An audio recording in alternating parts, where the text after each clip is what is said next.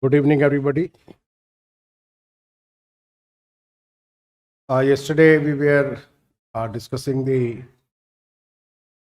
causes of unemployment, right? And we discussed 3 points. One was low growth rate of economy and population growth rate that was high. So these 2 points give you the first paragraph or one reason, combination of two. Then the third point that I discussed, in fact, it is a full question, and this type of question has been repeated in UPSC several times. And I dictated the 3 questions yesterday. Right? Now, after this, we have 2 more points. So the next point is inappropriate education policy. Right?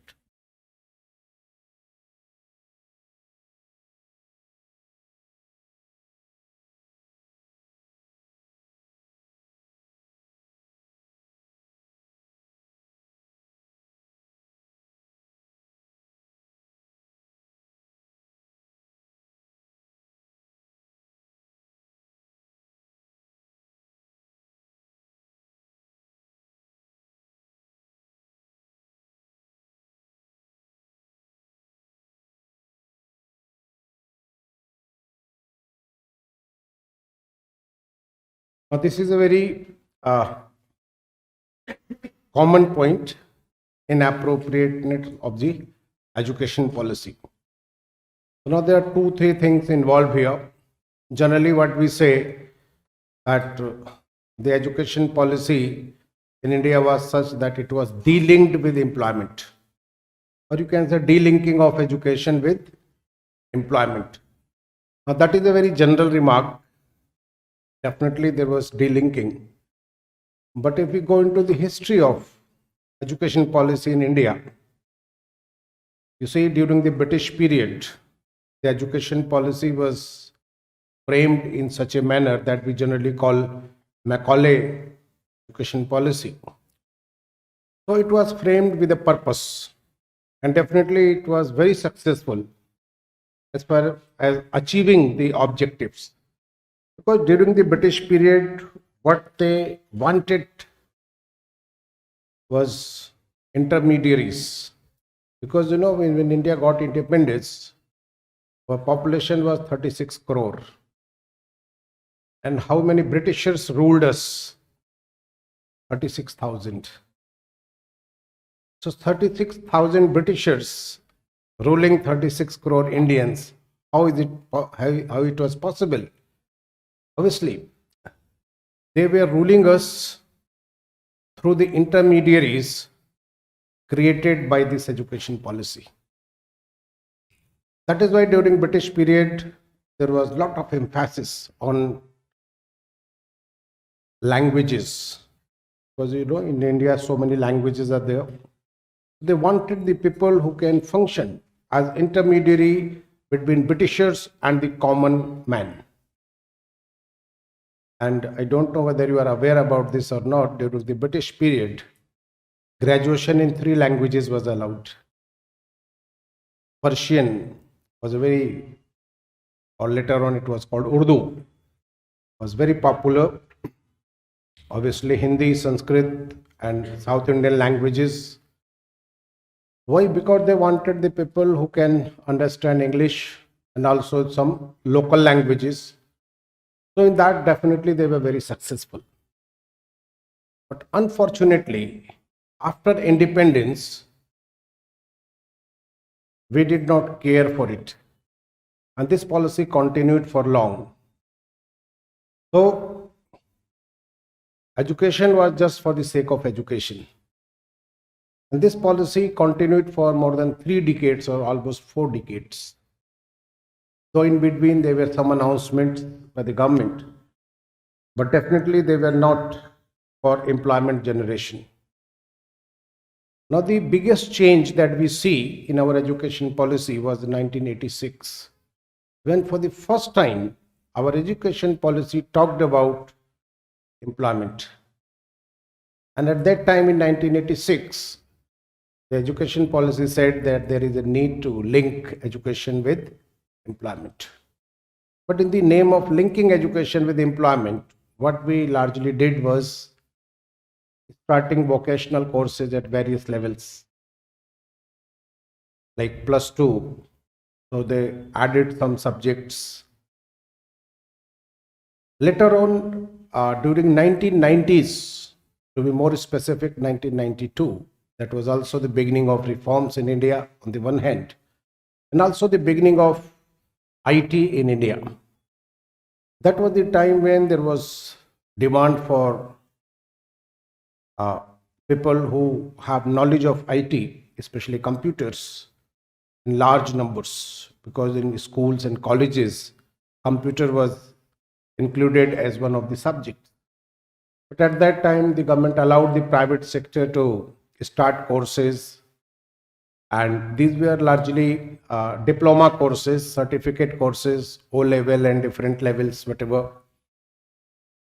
And that was an opportunity to large number of graduates. They just completed those courses and they got appointment letters from colleges, schools, etc. But you know, the problem in India is that once something is popular, everybody is after that, without even thinking that for everything there is a saturation point. And that exactly happened in India. Beyond a point, there were no jobs in computers. I still remember one of my friends, he did masters with me. He was average student. And one fine day I got a call from my son's school that you have to meet the computer teacher. So when I went there, so the teacher was actually my classmate. So I was surprised. I said, how come you are here? You are masters in economics. So she said that I knew that I am not good in economics. So I completed this course and I got appointment here, and since then I am computer teacher here. So there were so many cases like this. But obviously when all the vacancies are filled, now the new vacancies will be available only when these people retire. Right? So this is one problem. Another problem that we face is quality of education. We could not ensure quality of education, and in fact it is worsening day after day. I still remember my days in colleges and the level of education that we received, fortunately. The level of teachers of that era, and the teachers that are now teaching, their objectives, their level of education, their commitment, everywhere there is big difference. Right? So in that sense, you people are a bit unfortunate. Right? And it is not the case of higher education only, right from primary education. The quality of education is bad. In our era, I completed my +2, means high school intermediate, everything from government inter college, GIC. Those days, GIC was the best institution in any city. Can you say the same today? In many cases, they are the worst institutions. This is what I want to tell to you. Right? The government schools, which were some time ago the best institutions, they are today the worst institutions. Why? Because we failed to ensure quality in our education. Think about the primary schools. There is a report published every year by a private agency, and you may be knowing that is called ASER, ASER. If you read what they write about primary education, annual survey of education report, class 5 students unable to do sums of class 3 and class 2, unable to read a paragraph. This is the level. Now, if the education system is so bad at the very basic level, that is at the primary level, think about what is happening at next levels, upper primary or higher secondary and beyond that. We have limited institutions in India only which are really good, right? And that is why, like in Delhi, there are few institutions, the cutoff 99%. Why? Because everybody definitely wants to go into the best institutions, but the seats are limited. Then another problem, in India, the number of seats in higher education especially are not enough. Only 27% of +2 students are getting admitted to graduation level. To take care of this problem, many years ago we started a concept that is called Open University. IGNOU was set up by the central government. Later on, many state governments, they started it. IGNOU definitely maintains a level. It can say that. But is it the same for state level open universities? They are just the institutions distributing the degrees, not the knowledge. And that is why today in India we are talking about a very big problem, employability issue. Many of our industry captains, what they say, that we have graduates, but they are not employable. This is a very open remark by the university, by these industry captains. Why did they say this? Number one, because quality of education, you think about engineering graduates, right? Maybe some of you are from that background. Can you say that all the engineering colleges are good in India? Even 50% of engineering colleges are good in India? No. So think about the employability of the engineers.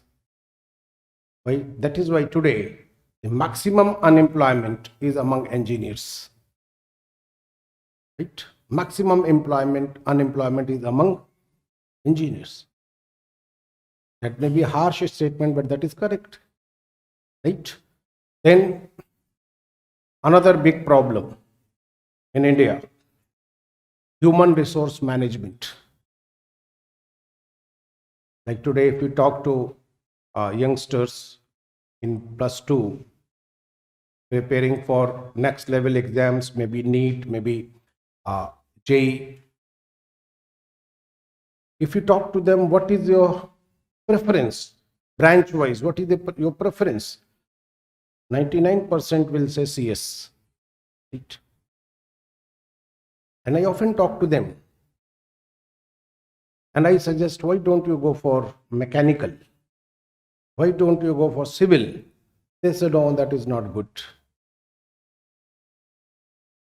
Only compromise is okay, if CS is not available, we can go for IT and electronics, up to that only. Beyond that, they are not interested. But I tell you, in computers, there are few jobs only today.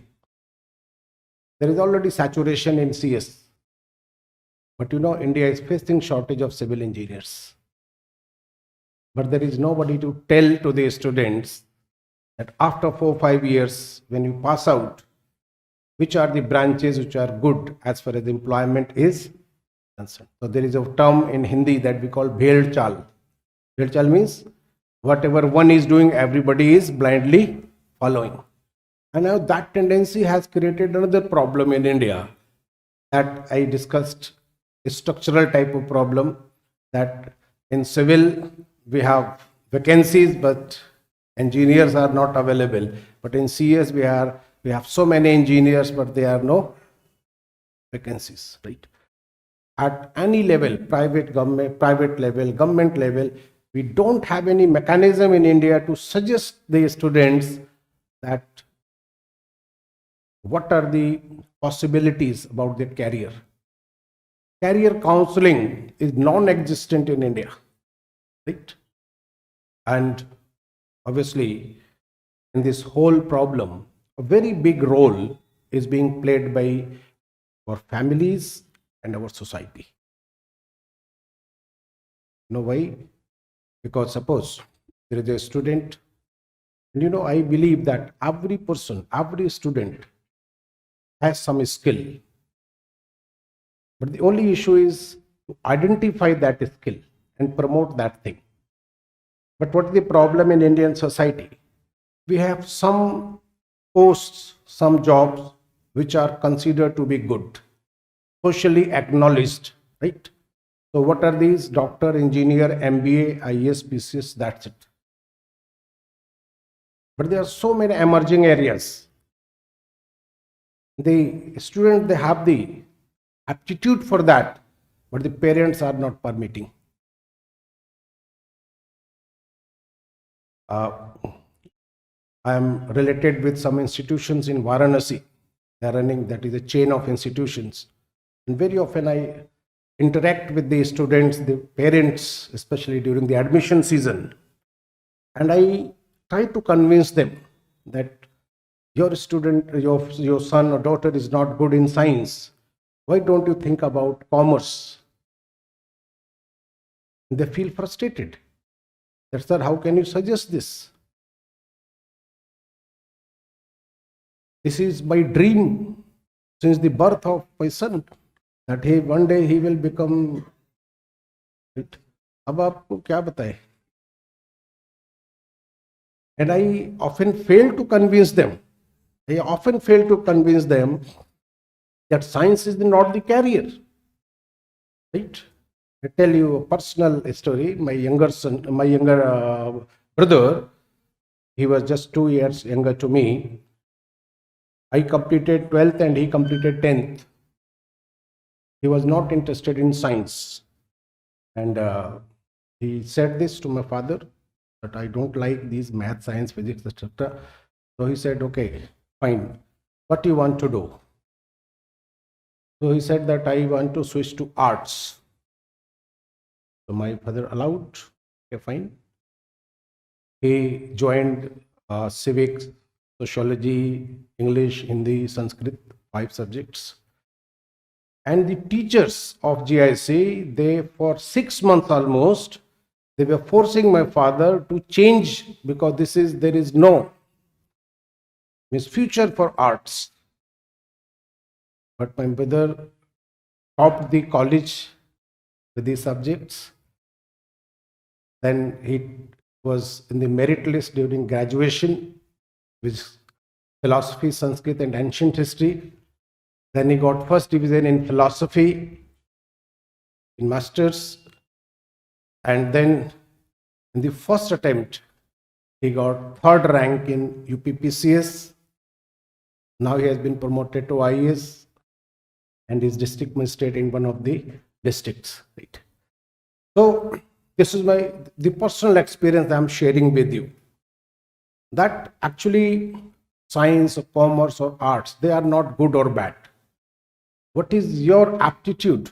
That is more important. And in our society, we are just not doing this. Right?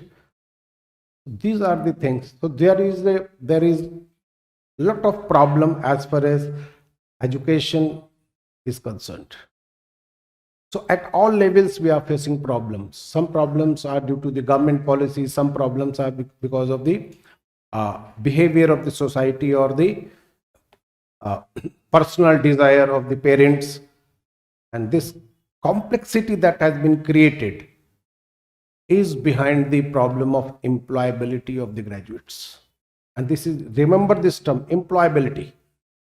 And that is why I tell you, I gave you a data yesterday that among educated people, the problem of unemployment is more.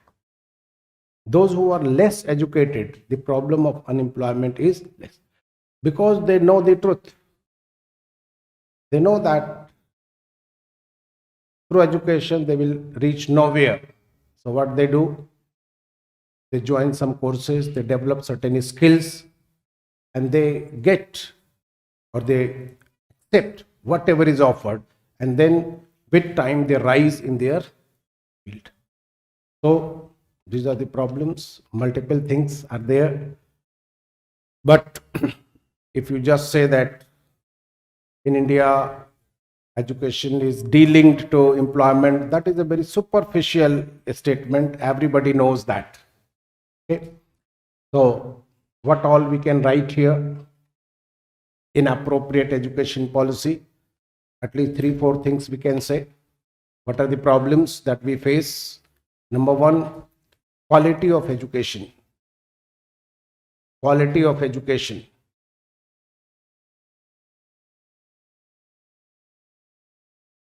Quality of education. Then number two, lack of skill development. Lack of skill development.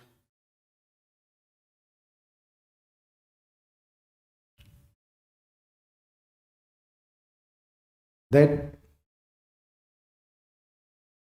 no human resource management. No human resource management.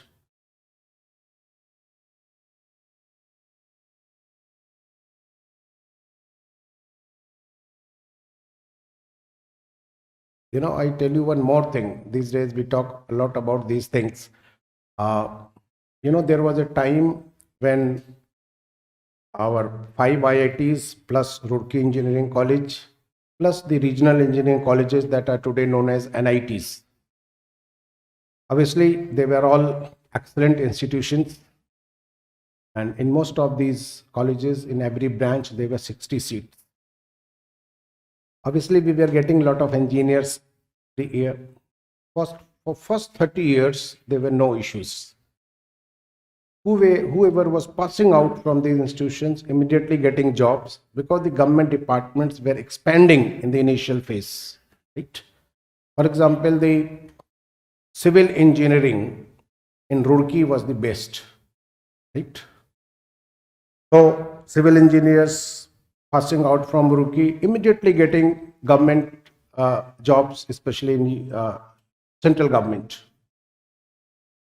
But after 30 years, what happened? Now all the departments were full, no new vacancies, so the things slowed down drastically. Now, an IITN not getting job in India. So now two tendencies emerged. One, they started leaving the country. That started during 80s only, not before that. Many of them, they just left the country. Many of them, they tried other things. So next possible was IFS, Indian Forest Service. Today, if you inquire about the top officers in the forest department, many of them will be engineers or ex-IITians. Then comes 1990s. Now the forest department was also full. So what to do? Then they entered into civil services. First 30-40 years, engineers were not interested in civil services, I tell you. And those days, they were just taking two options, physics and maths, getting 70% marks in physics and maths. GS became immaterial for them. And in top 20 ranks in CSE, 18 were IITs, dominated by Delhi, Mumbai, and this Kanpur. They dominated the scene. When the UPSC realized this, they revised the syllabus in such a manner that now physics and maths were very difficult. So people said, okay, fine. Now we will take geography and sociology and political science. Still they are dominating the scene. Why? Because they don't have any other choice. Now new avenues are coming like startups. So many of them are now trying other things. But yes, this is again an example of bad human resource management. We were creating engineers without even thinking what is the use of these engineers for the country. Right? And at the same time, India is facing shortage of doctors. Now, this is again very interesting example of structural unemployment in India. Large number of engineers unemployed and the country facing shortage of. This is bad management. This all happened. We can't blame any particular government, but this happened over this 70-year period. Now this is the time to change. Government agencies, society in general has to respond to these challenges. Society has to change the attitude, government has to change the policy, and then the joblessness can be reduced drastically. Right? It is not a minor issue, it is a very big issue, but unfortunately not being addressed properly in the country. Okay. So that was about education policy. Then we come to the last point, that is inappropriate employment policy. Inappropriate employment policy.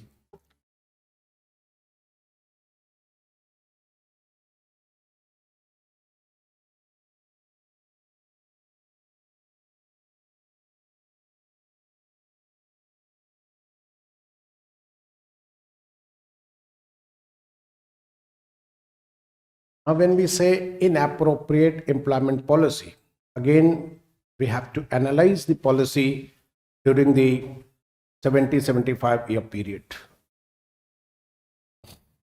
You see, when the planning process starts in India, 1950-51,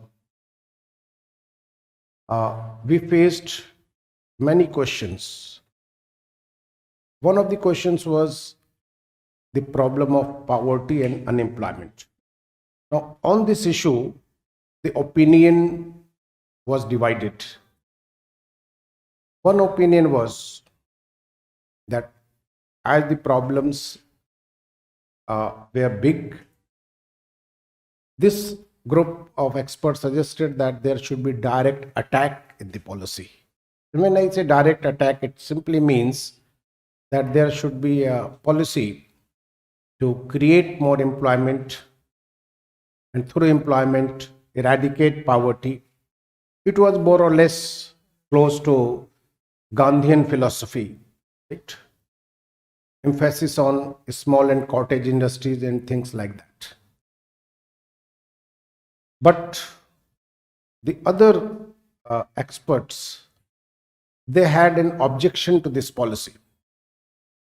The objection was that if in the very beginning of the development process, we overemphasize on employment creation, poverty eradication, definitely it was possible.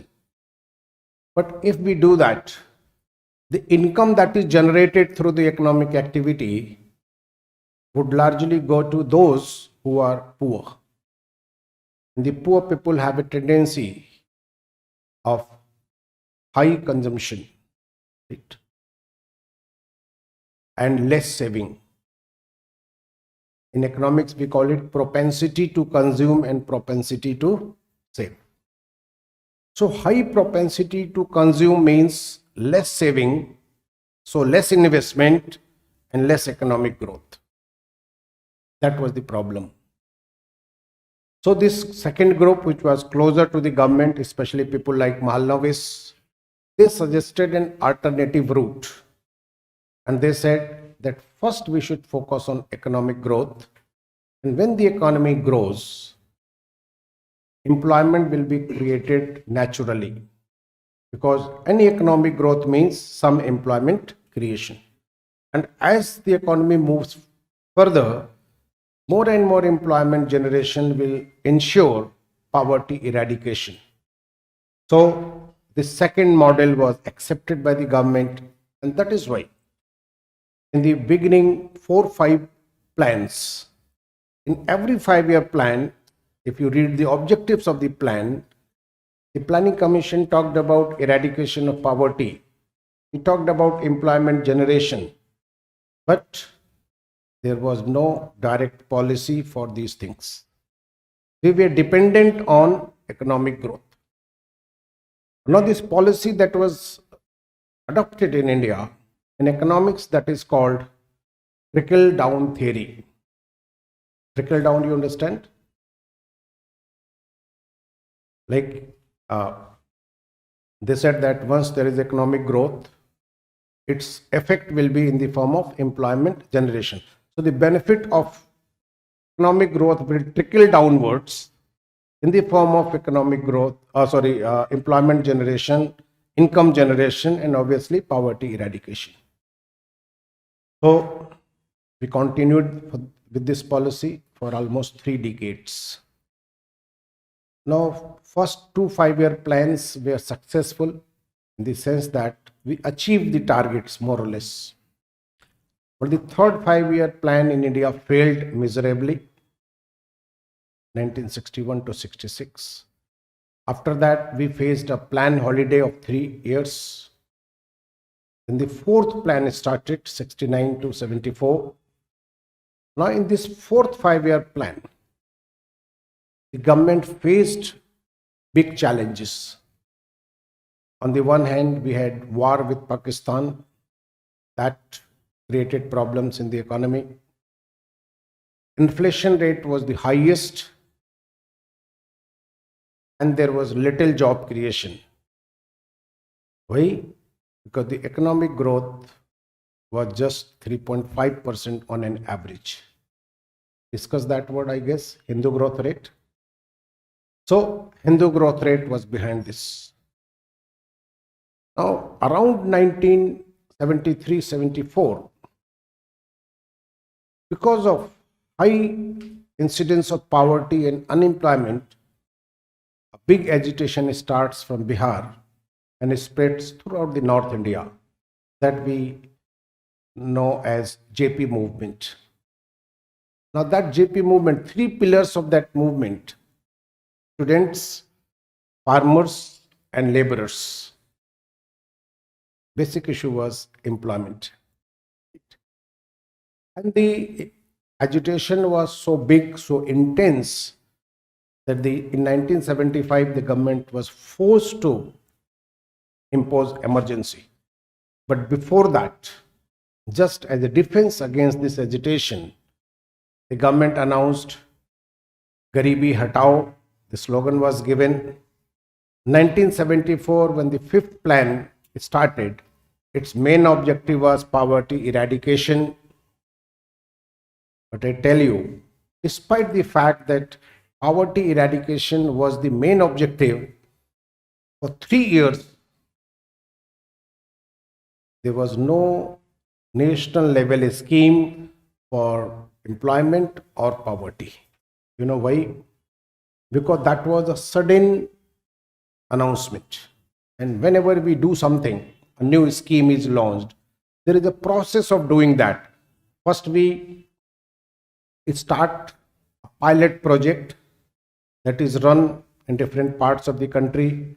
Then we study the outcomes, what are the weaknesses, then further reforms are suggested, and then finally it is prepared for implementation throughout the country. So it sometimes takes 2 to 3 years, but the government did it immediately because of the pressure, so it was not prepared. In 1977, there was election and the Congress government was out of power. Janata Party government came, but it did not survive for long. Again, Congress comes back to power in January 1980. But now this was the changed government as far as policy is concerned. Now this was the realization, whether it was the government or the policymakers, the bureaucrats, everybody realized that now the people are not ready to wait.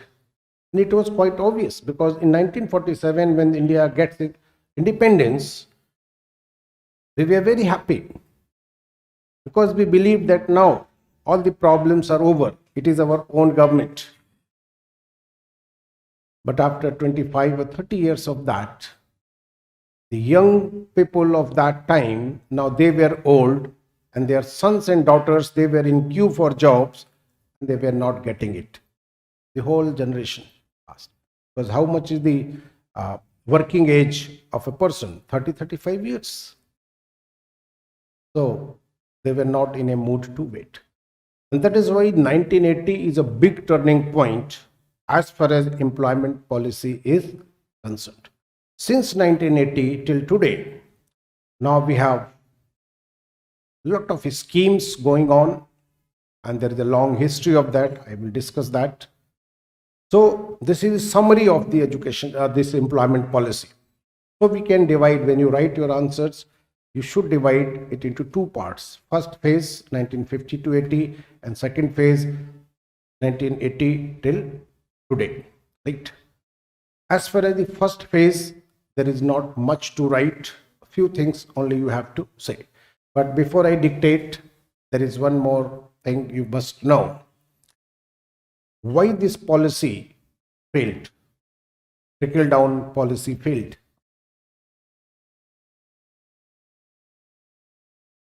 Because if you write the answer and you say that this policy failed, obviously the remark should come from you. What were the reasons of the failure? Right? So it is not difficult to say. I give you a very simple example. Can you say that the trickle-down theory itself is wrong? No. Trickle-down theory is perfect. It is just like, suppose this is a container filled with sand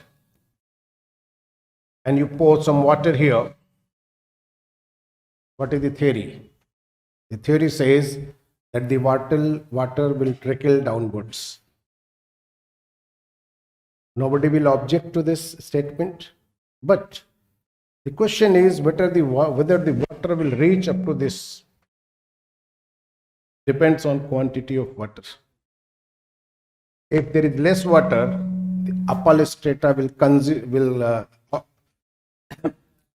absorb all this water, and the lower strata will get nothing. This is what happens in economic development. Whenever there is economic development, those who have ownership of assets, they get larger share of it. Whatever is left is available to others, right? So why this theory failed? There is no problem with the theory. The problem was the low growth rate that we could achieve, just 3.5% on an. Now when the government realized that trickle down is not enough to solve the problems, what was the change in the policy in 1980? The government said, okay, we will put a straw here, some pipe, and some water will be passed through this. They will bypass the upper strata. So what is this pipe? This is employment generation schemes. Direct employment generation schemes. But what are the problems these schemes faced or still facing? Those who were responsible for implementation, because whatever the policy by the central government, ultimately implementation is the responsibility of states, state machinery, state officers. So what happened in India when these policies started? There was large scale corruption. A lot of larger share of this water was sucked out of the pipe and the poor were not getting it. Now we are trying to plug those holes through technology, through other measures, and that is why the implementation is the major issue today. And if we can do that perfectly, the effect at the ground will be more, right? So this is a simple diagram. If you just remember the diagram, this is the whole employment policy, right? But for writing the answer, you need to know a lot more. Just this diagram will not do. So for the first 30 years, write a paragraph.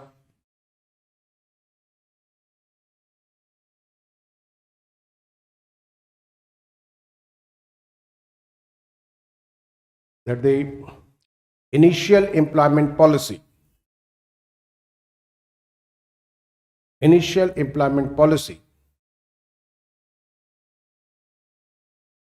was based on the theory of trickle down,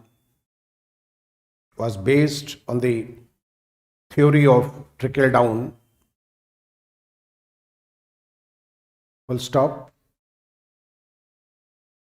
Under this policy,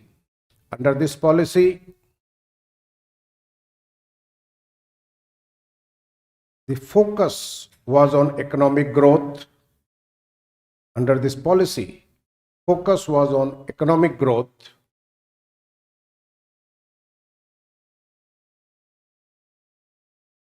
and it was expected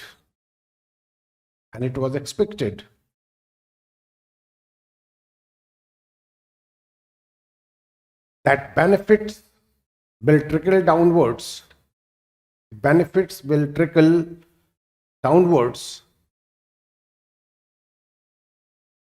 in the form of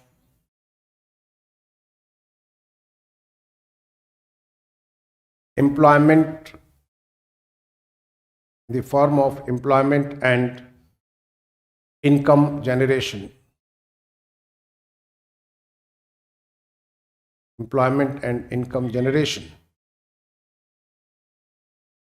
Full stop. Due to low growth rates, in brackets you may write 3.5% per year. Due to low growth rates, trickle down failed in India.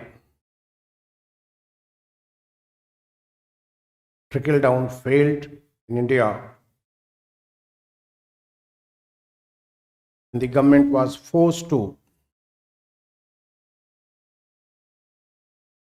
change the policy.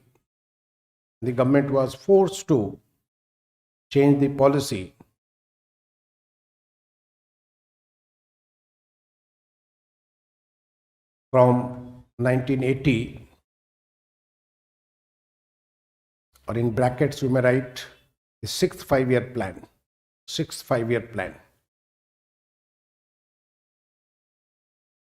Do you know what was the objective of sixth five-year plan? It was employment generation. Right? But now when the government said employment generation is the main objective, it was actually very serious about it. That is why the things started changing after 1980. Right? Now the question is, what all we did from 1980 or since 1980. So obviously lot of schemes and programs announced, implemented by the government at various levels. So now we have to discuss this second part in the form of the developments as far as the schemes and programs are concerned. So now I'm going to tell you employment policies since 1980. For first 30 years, this small paragraph is enough. Employment policy since 1980. Obviously, as the government now was willing to implement schemes and programs, so in all these schemes and programs that we implemented for past 4 decades, there are certain objectives, right? And I am going to classify these schemes and programs based on those objectives, so that remembering the things and writing in as answer is easier for you. Otherwise, there will be a lot of hodgepodge and it is difficult to write. You see, all these schemes and programs that we implemented during the past 4 decades, they can be classified in 2 groups. The first group, that may be termed as long-term policies. Long-term here does not mean any period.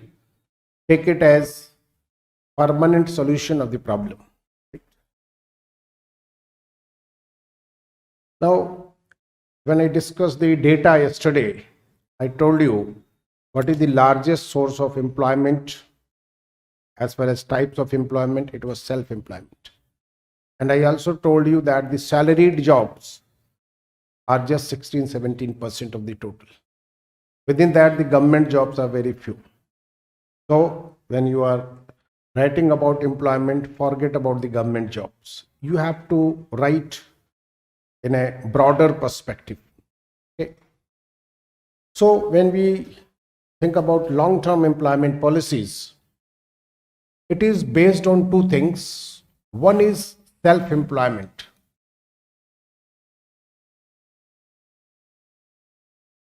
Means promotion of self-employment. Now, how can the government promote self-employment? Right? So, in all these schemes under this head, there are three features. Right? One is training, credit, and subsidy. These are the common features here. Training, if required, not always, not in all these schemes. Now, if a beneficiary or a person is ready for self-employment with or without training, what can the government provide?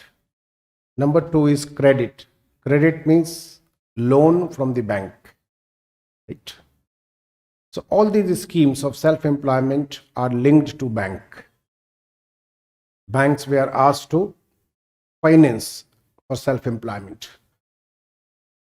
But how to incentivize? So the government has only few options. Either it will give, if it is a matter of product, government may give subsidy or tax concession. These type of things.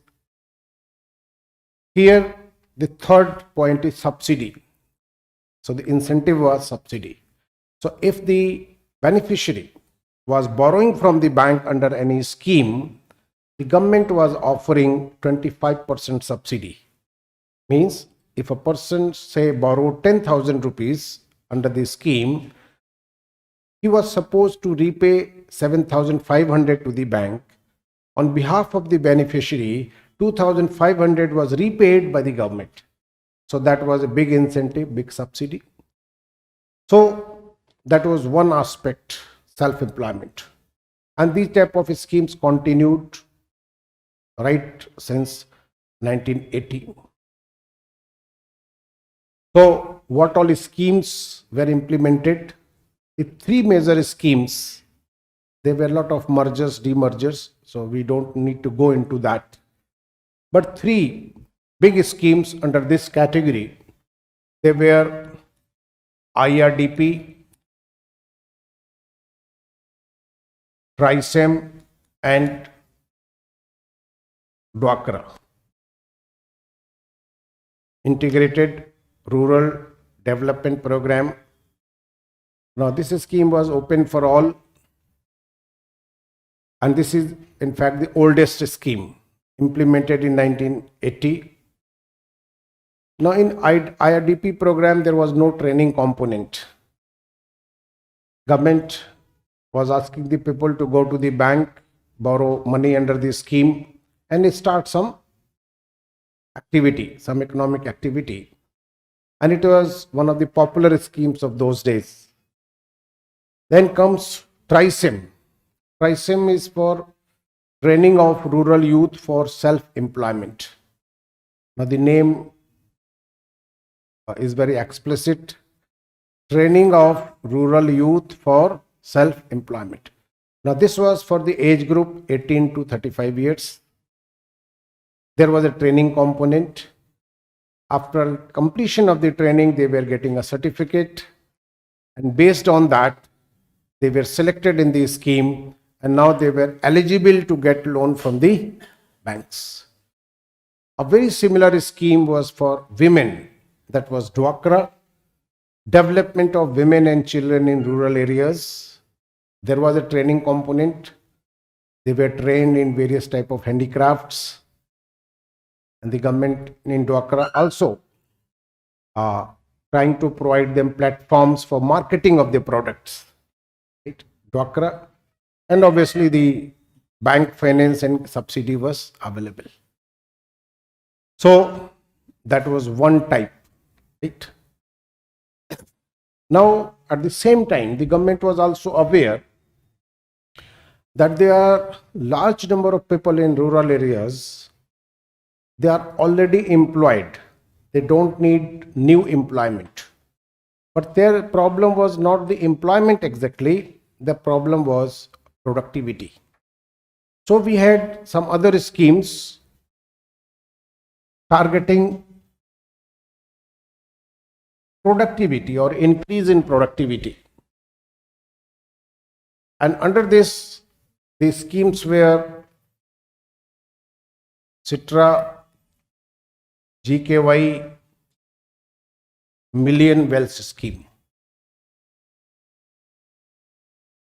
Right. In exams, always use the short form. Otherwise, the names will consume a lot of words. Right. But for your personal information, in your class notes, you may write the full form. Right. Now, Citra, supply of improved tools to rural artisans. Supply of improved tools to rural artisans. Now, this was a wonderful scheme. The government was providing 90% subsidy on toolkits. For example, suppose there was a carpenter, but they were using their conventional tools. Obviously, during one day, the productivity was less. So what the government said, that under this scheme, you will get new tools, your productivity will increase, and so will the income. Because whether you read this, whether you are aware about this or not, but everybody knows that income increases in proportion of your productivity. Right? It is a very simple rule in economics. So if we wanted to increase their income, obviously the target should have been increase in productivity. So that was a wonderful scheme. Say the toolkit was worth 2,000 rupees at that time. So the government was offering it for just 200 rupees. Right? Then these two schemes, 𝐁𝐀𝐓𝐒 and MWS. 𝐁𝐀𝐓𝐒, Ganga Kalyan Yojana. Ganga Kalyan Yojana. And MWS, Million Wells Scheme. Million Wells Scheme. Now, million wells. Now, well here is for tube well. And 𝐁𝐀𝐓𝐒 and Million Wells Scheme, they were actually minor irrigation schemes. Why they are important, or they were important? Because, even today, after so many years of these beginning of these schemes, if you see the irrigation potential in the country, only 50% of our agriculture land is irrigated. And 40 years ago, it was even less. So the problem was that the farmers, they were engaged in farming, but they were dependent on monsoon. And because of that, many of them were able to take only one crop during the year. Obviously, their income levels were low. Now the government wanted to ensure that they should take 3 crops during the year. Obviously, that would give a big boost to their income. And if the farmer was enterprising, so it was possible to diversify, go into the vegetable cultivation or things like that, and income can be increased further. So in these schemes, the government was saying that, okay, all the beneficiaries will get the pipe that we use for boring absolutely free. Once you complete the bore, the beneficiary was getting bank finance for purchasing of the pumping set. Even in that, there were subsidies. Now, so if you see the objectives of these schemes or the way they were designed, all these schemes were excellent, right? You can't question the objective of the scheme or the design of the scheme. But all of you are living in the same society. The biggest problem in India was always, or even today, is corruption. Now, because of the corruption, many of these schemes, they could not perform, could not provide the outcome that we wanted. I give you a couple of examples, you will understand. Like IRDP, when it was introduced during 1980s, the government was providing 10,000 rupees loan through the bank. And the government knew that the most preferred self-employment was dairy. Right? Now 10,000 those days was enough to start the business, to start the activity. But now selection of beneficiaries, who will do it? Obviously at the block level. Now block officer said that, okay, you will get subsidy, so share some of it. 1,000 the block officers took. Then the file goes to the bank. Bank officer says, okay, because everybody due this scheme, okay, you are getting subsidy, share some. 1,000 the banks, now finally he got, say, 8,000. Now 8,000 was not sufficient enough to buy a buffalo or a cow. So he just waited, and after 6 months, he went to the veterinary surgeon doctor, the block, and said that, sir, you also take your share, 1,000, and please give me a certificate that my buffalo died. Now the scheme was over. This was the trend in IRDP. A wonderful scheme like IRDP failed in India just because of the corruption at the implementation level. Then same happened to other schemes like CITRA. Now toolkits were sent to the blocks for distribution. Again, the selection of the beneficiary was the responsibility of the block, right? Again, the corruption. They were not giving it to the artisans actually. They were selling these in the open market in the name of providing these to the artisans. Even in the 𝐂𝐀𝐑𝐓𝐿 and Million Wells scheme, they were demanding money for supplying the pipes free of cost. For that, they were taking money from the farmers. When the selection of beneficiaries was a big issue, because earlier the schemes were small in the sense that the funds were limited. So obviously every year only few people were getting the benefit, not in large numbers. So selection was in the hands of the block officers, and that was the center of all the corruption. So these schemes were not very successful, means at least not as per our expectations. But in the meantime, another problem was observed. In India, it is called common feature. Whenever there is change in the government, change in the prime minister or chief minister, they have tendency to start a new scheme for the same purpose, right? Because of this, with time, there were multiplicity of schemes. The problem was multiplicity of a scheme. The targeted beneficiary group was same.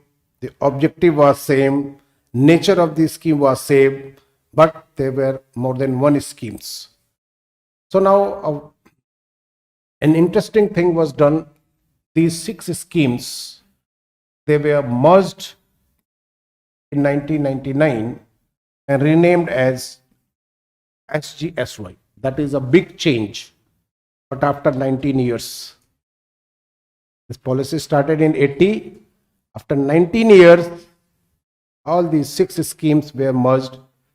That is why I carefully identified these 6 names, so that a proper flow chart can be created. Otherwise, if I insert other names, similar type, then it will be difficult.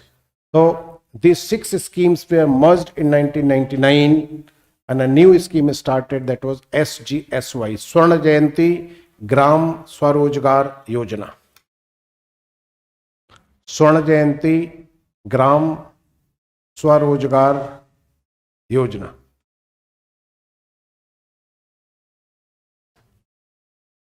Right? And obviously, writing Hindi name in English, sometimes it is difficult. So just write the short form, right? So actually this scheme was designed in 1997, means Golden Jubilee of our independence. So from that, this word Swarna Jayanti. Gram, rural, Swarojgar, self-employment scheme, right? So now the same thing that I explained in the beginning, focus of the scheme was on self-employment. But was this just the merger of the scheme, or there was some change in the approach? So I will say there was a big change in approach. Now, and what was that change? This was the scheme where for the first time the concept of SHG was introduced here. Self-help group. Now before this, in all these schemes, when we said beneficiary, so beneficiary was always an individual. And because of that, the corruption was very easy. Even many people who were getting the bank finance and not repaying it, it was very difficult for the banks to search these people, because that was extra cost for the bank. Those days in rural branches of the banks, there was a post called field officer. The job of field officer was to visit the villages. Normally they were using two-wheeler bikes, and obviously TADA was allowed. They were just moving from one village to other village, identifying the defaulters, and they know that bank officer is coming, so they were hiding, and the family members, mostly ladies, telling that he is not at home, he has gone to the field or somewhere else. Now the bank lost that TADA without any result. So that was an extra cost. That is why banks were also not very willing to lend money under these schemes. It was under pressure from the government only that they were doing it, because most of these, or I will say all of these at that time, 1980, they were all public sector banks, right? But now the government said that, okay, now the beneficiary will not be an individual. So the first step is to form a group at the village level that will be called SHG, or self-help group. That is the first step. Once you create that group, this group will open a bank account in some nearby branch. You will start some saving of the group, maybe 10 rupees per day, 20 rupees, whatever is possible. Now then you will approach the block. Block will do the verifications, whatever required, the file work. Then the block will forward your file to the bank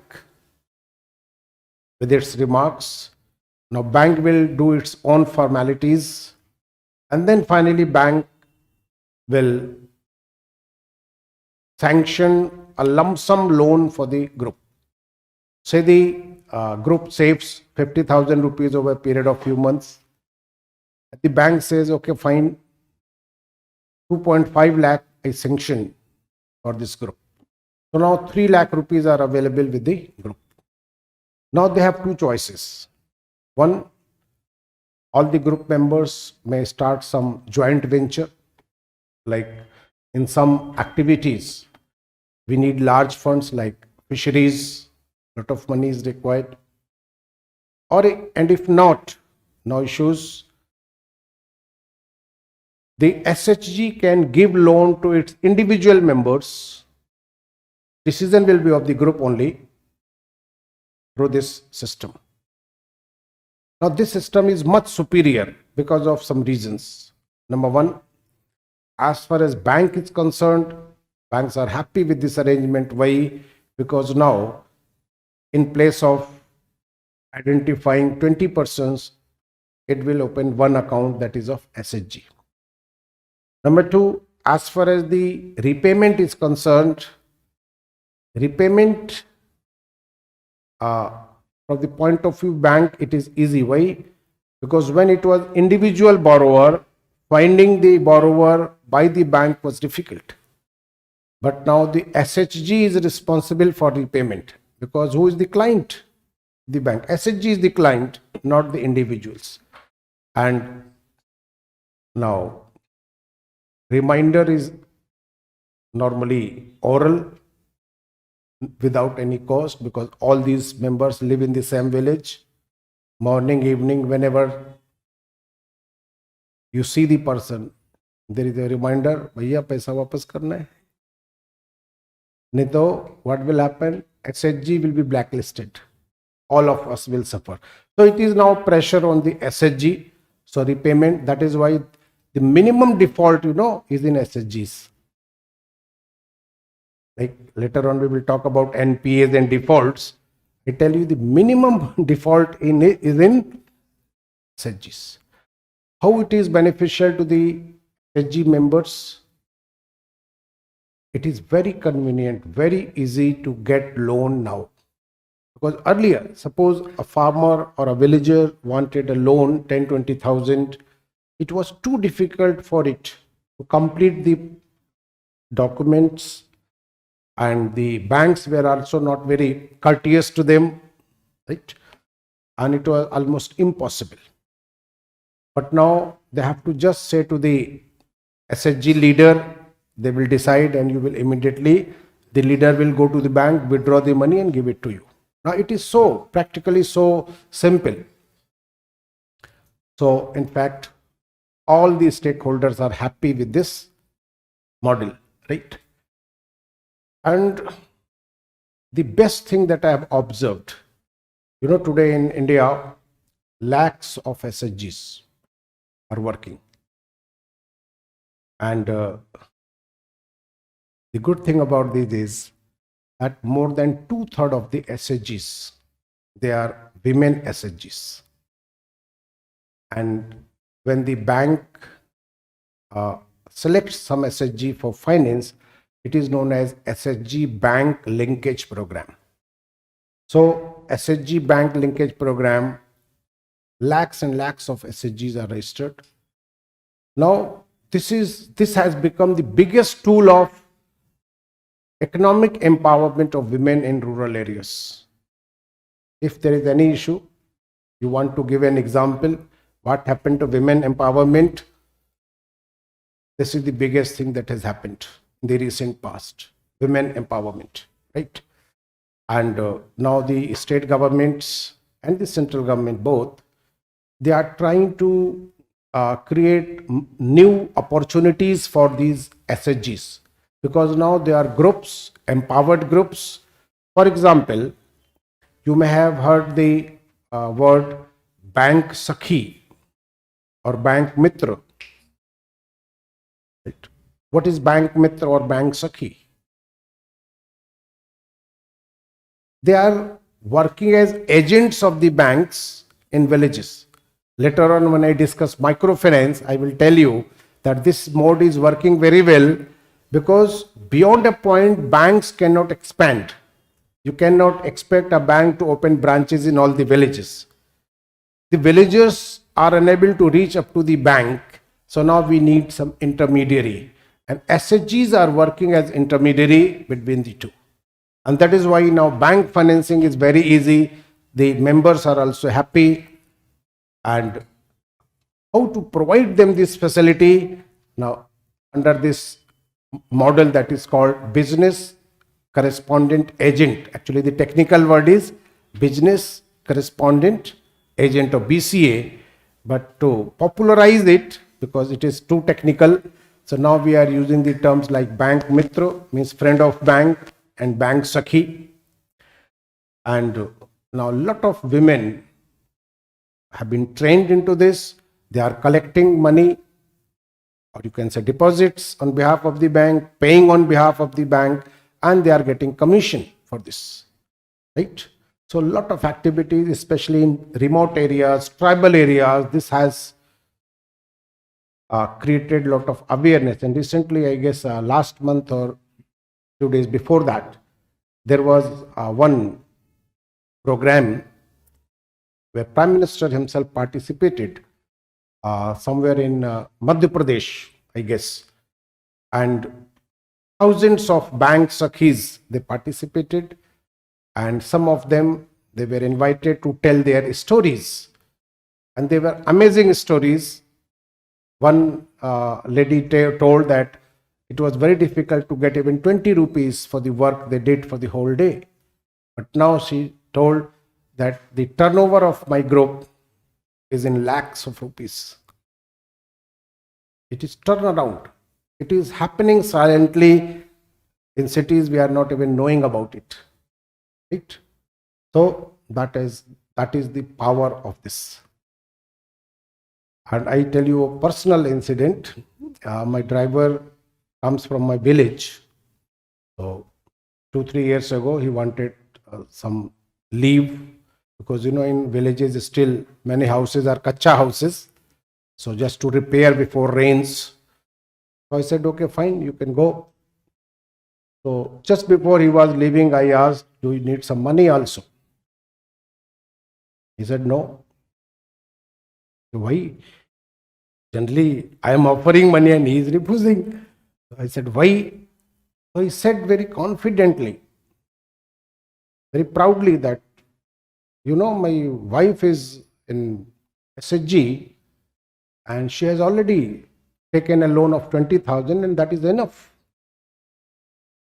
And I was just watching towards his face and confidence because of this. When you talk about the poor people, if you don't understand their problems, then you cannot write about them. Then it is too superficial. If you're just reading the articles in the newspapers, reading in the books, it is very difficult to really feel that change. I can feel that change that is happening in rural areas. But obviously, only those are going to be benefited who are ready to work, enterprising, right? Otherwise, if you're just sitting at home, no government scheme can change your life. So this is happening. But this is not the end of this story. In 1999, we did it. This continued for some years. In 2011, there was another change. Now the name of the scheme was changed to NRLM, National Rural Livelihood Mission. National Rural Livelihood Mission, or NRLM.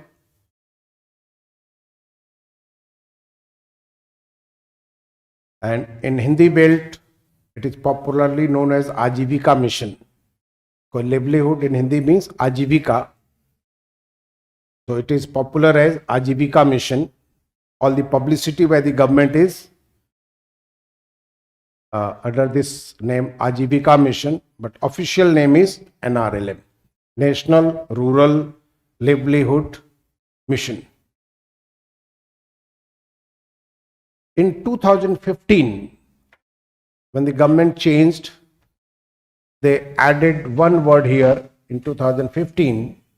Now it became Day NRLM. And what is Day here? Day is Deen Dayal Antyodaya Yojana. Right?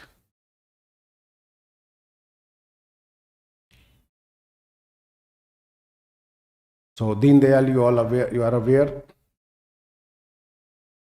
he was one of the senior most leaders of Jansangh when it was set up, and he was founded in mysterious circumstances when he was traveling from Lucknow to Patna at Mughal Sarai station.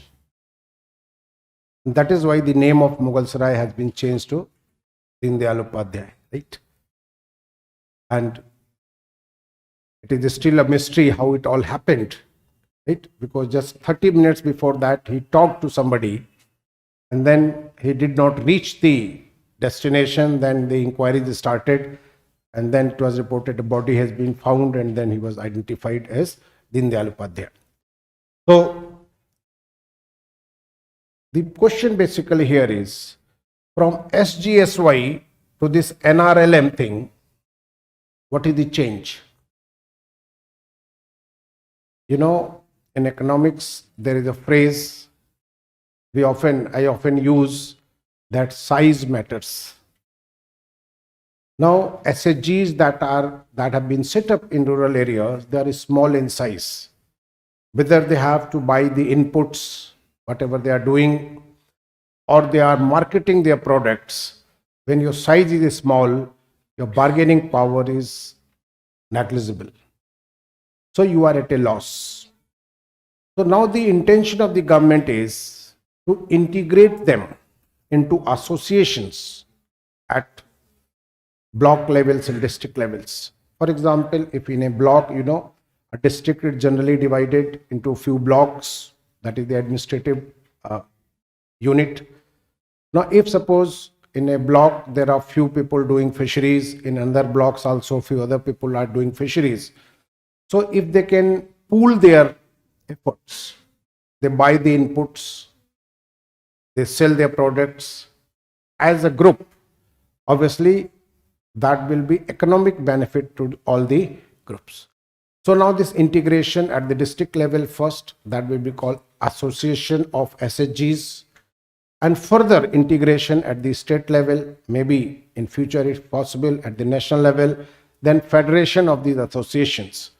So when the size is bigger and bigger, the scale is bigger, now the economic benefits are to the individuals. Now my question to all of you is that, is it too idealistic to think like this, or is it really possible? Is there any success story of this model in India?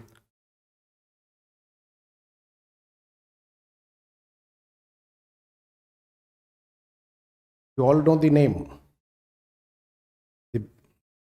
The biggest success story of this model is Amul,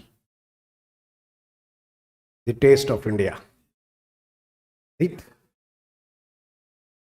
You know, Amul started like this only. It's a small venture. And today, you know, in Gujarat, lakhs of villagers producing small quantities only, not in tons, just 4 liter, 5 liter, right? And then there is a process. The whole milk goes to the most modern plant.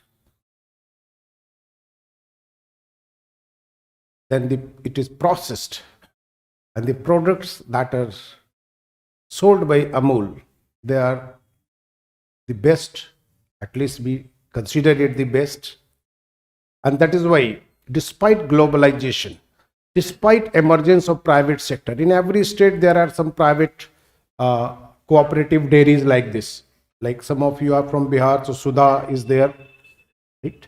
Sudha is also successful. In Uttar Pradesh, Parag, state level, Delhi Mother Dairy. So, but the leader is Amul. Why? Because they are doing it at the national level. Others are doing it at the state level. And I tell you that now the products of Amul are being exported also. The multinational companies tried to enter India, but none of them were successful, right? So even if they are present, the presence is negligible. Now the question is whether this can be replicated. Obviously for we need a lot of vision, leadership especially, right? Fortunately, Amul got those type of leaders. That is why it is a national producer today. But maybe all of them are not successful. Even few of them are successful. now we can see new success stories like, right? That is the idea of the government. And that is why how serious are the governments regarding NRLM, I tell you, at the district level, every district, there are dedicated class 1 officers for one scheme only. They are known as Deputy Director NRLM. You search, this is the post. Deputy Director NRLM, class 1 officer for just one scheme. This is the importance of this scheme, right? So this is the flow chart, right? That is one side of the story. Self-employment. Now you may have realized why yesterday I was so much emphasizing on self-employment, because this is the answer for our problems. Now, other side, long term, then obviously the second is short term. Now, short term here means immediate support. Short term here means how to support immediately, because self-employment or other things that we are trying to do, we cannot do immediately for every poor, for every unemployed. So in the meantime, we need to support them. Now, all these schemes under this, they are largely known by two names, right? And just note down these two because they will tell about these schemes, type of schemes. So one is called wage employment schemes. So schemes under this one, they are known as wage employment. Wage.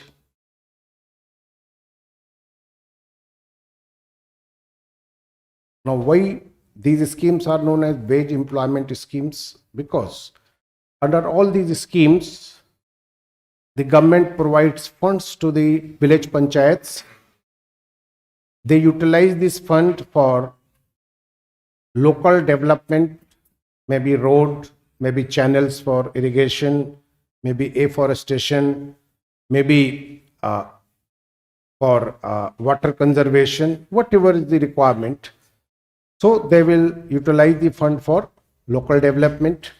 In the process, the people from the same village will be employed, and obviously they will be paid wages for their work, and that is why it is called wage employment scheme.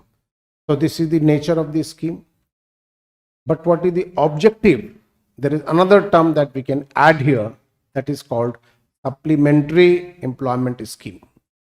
Supplementary employment scheme. Now, the word supplement has been used here. Supplementary employment scheme. Why we call them supplementary?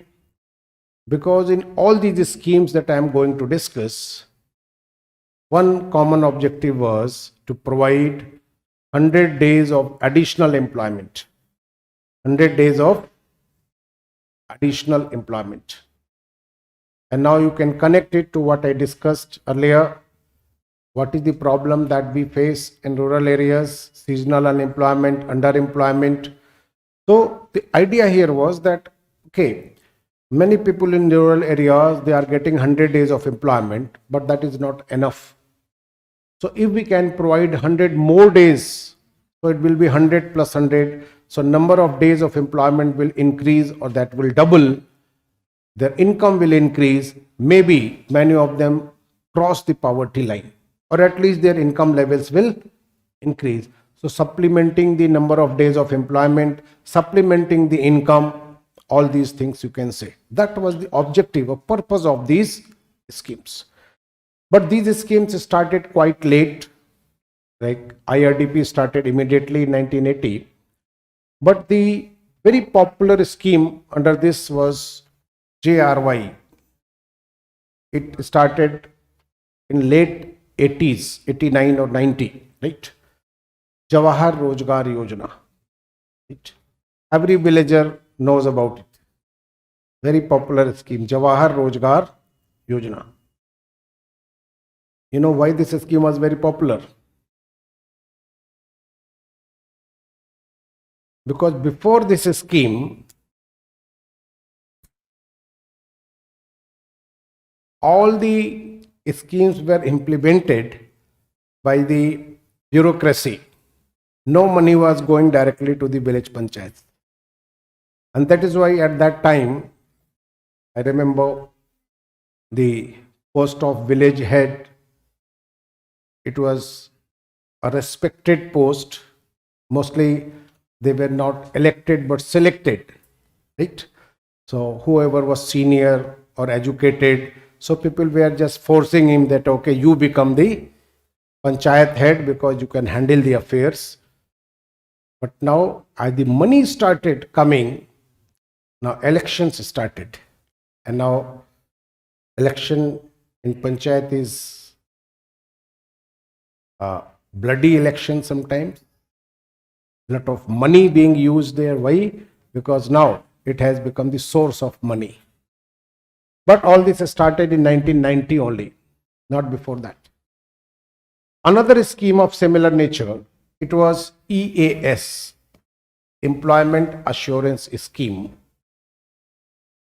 Though in Hindi belt, some states changed the name, but in English there is no issue. It remained EAS, Employment Assurance Scheme.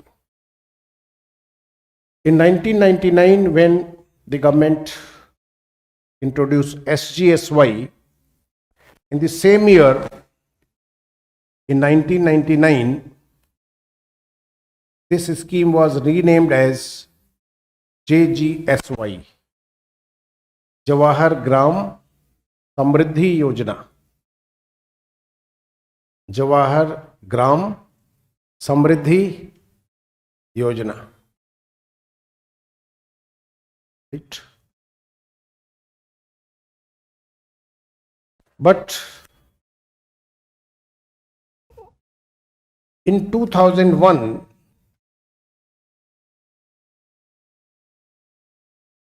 these two schemes were merged, and now the new scheme was SGRY, Sampurna Gramin Rozgar Yojana.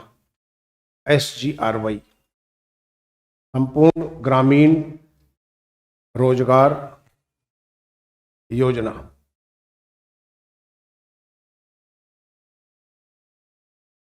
Sampurna Gramin Rozgar Yojana. Right? Now in 2004, when the UPA comes to power, you know, the UPA did not enjoy the clear majority, and it was using the support of left parties, CPI, CPM, etc. And during that 10-year period, UPA 1 and 2, there was a council headed by Mrs. Sonia Gandhi, National Advisory Council, in which many people from other streams, they were involved. So now this was the time when in India, the popular notion was that there should be rights to the people. Now when one by one these demands were accepted, so first comes right to information. That was the first act, right to information. The second act was right to education. During the same time, we started talking about right to work. Now, in all these schemes that the names that I gave to you, the objective was same, 100 days of additional employment. But those who argued in favor of right, they said that it is your objective, but it should be made the right of the people, 100 days of work. So obviously, the advisory council was dominated by such people who were in favor of rights. So a bill was drafted, it was discussed and finally passed. So SGRY was replaced by NREGA 2005. So NREGA means National Rural Employment Guarantee Act 2005. NREGA National Rural Employment Guarantee Act. So it was passed in 2005, but it was implemented in February 2006.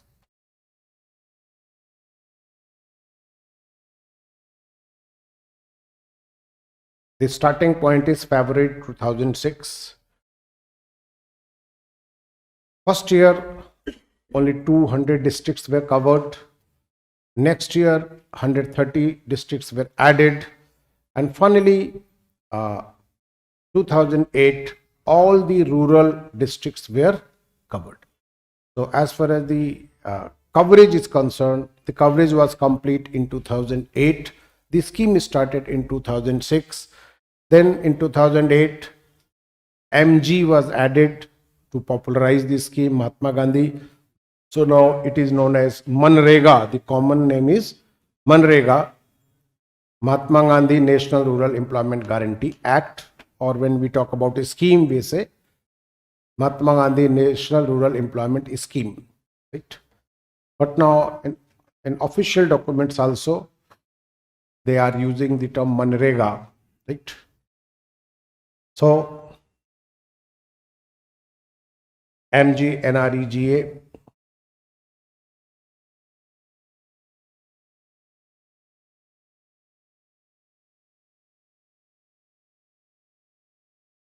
So this is the story about the development of schemes in India, right? So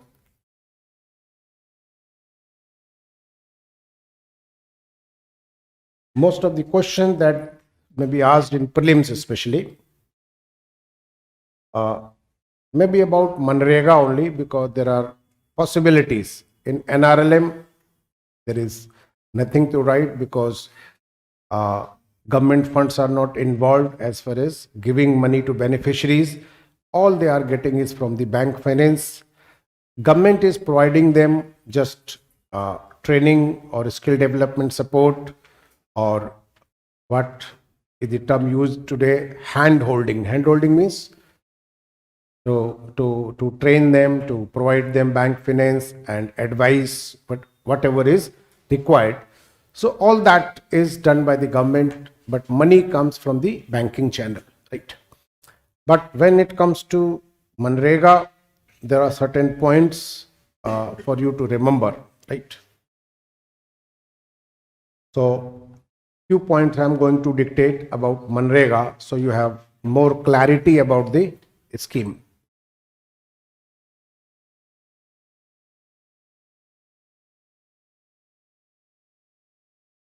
So year I have already mentioned, there is no need to repeat that. So I am going to dictate the next point, right?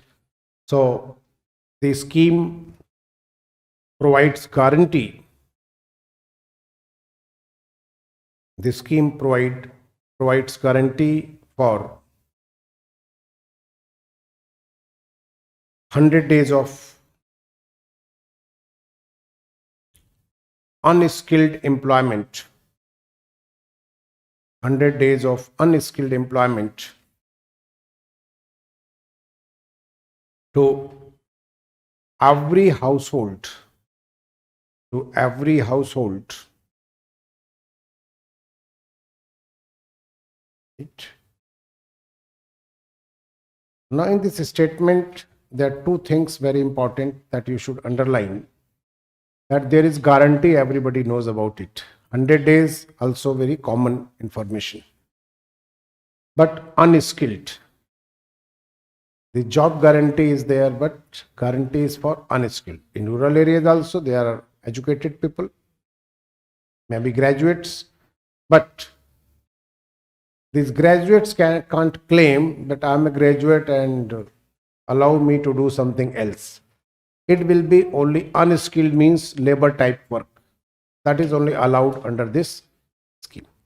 The second important thing is every household. Generally, in these type of schemes, there is some sort of reservation or special categories which are allowed under this scheme. But when a bill was presented in the parliament, initially they used the word BPL. But during the discussion, the government withdrew that, and it is a very smart move by the government, in fact, I will say. Because when they say BPL, again it is a point of corruption, because who will identify the BPL? Right? But now they say every rural household.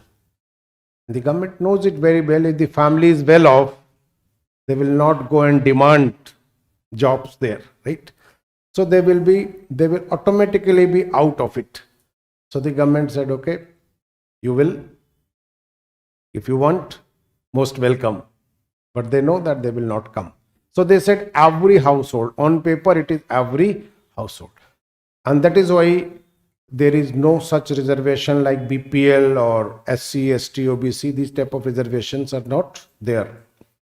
But there is another reservation which is quite interesting.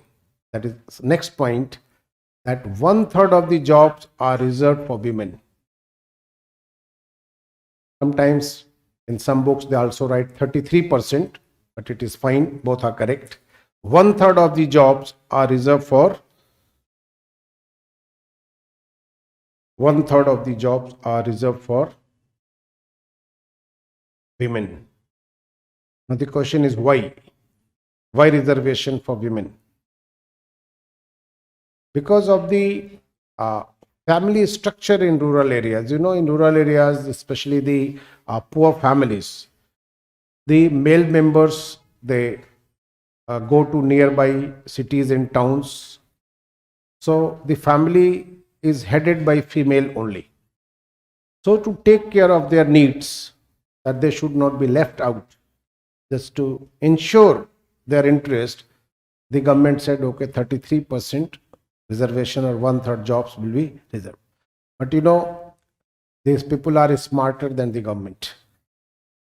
Reservation is 33%, but since the beginning, 2006, if you see the data, all these years, the share of women in total job has been between 50 and 55%. Right? Because now these people, they are acting smartly, even if the male member is in the village, but he is semi-skilled labor. He will go for some other work and the lady will go for Manrega work. Right? So they are planning it smartly. But I tell you that there is no harm in it, because ultimately we should not forget one fact, that whatever these schemes, the ultimate purpose is one. And what is that? To somehow improve the income level, standard of living of the poor. If that is happening, there is no need to worry.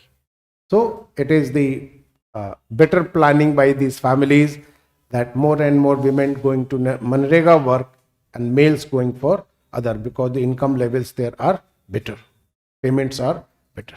So 50 to 55% is normally. Every year there is some fluctuation, and this report is released every year. In fact, it is a very dynamic website, and even if you want monthly data, state-wise data, every data, how many workers are registered, how many workers paid, how many man days created, everything. That is a very dynamic website of Manrega, right, under Ministry of Rural Development. So this is the information. Then the question was about wages. Who will fix the wages and how, on what basis the wages will be fixed? So initially when the Act was passed in 2005, the Act said that the wages will be equal to wages of the farm labor that are fixed by the state governments, and that we call minimum wages. From there we started. And you know that the minimum wages fixed by the states are different in different states. Obviously, in less developed states, the wages are less. In more developed states, the wages are. That is why Manrega wages are not uniform throughout the country from very first day. Right. So we started with this, but now as all this money, Manrega is a centrally sponsored scheme. It means whatever expenditure on payment of wages, that will come from the center. So now the states started playing smartly and they said the burden is on the center. So they drastically increased the minimum wages of the farm labor. And now the center was under pressure. And after 2-3 years of this, when the center realized that the states are not listening and they are continuously trying to increase it, so center put a cap that, okay, fine, 100 rupee will be maximum, whatever your minimum wages. Now that was debated for about 2 years in India. The case went up to the Supreme Court, right?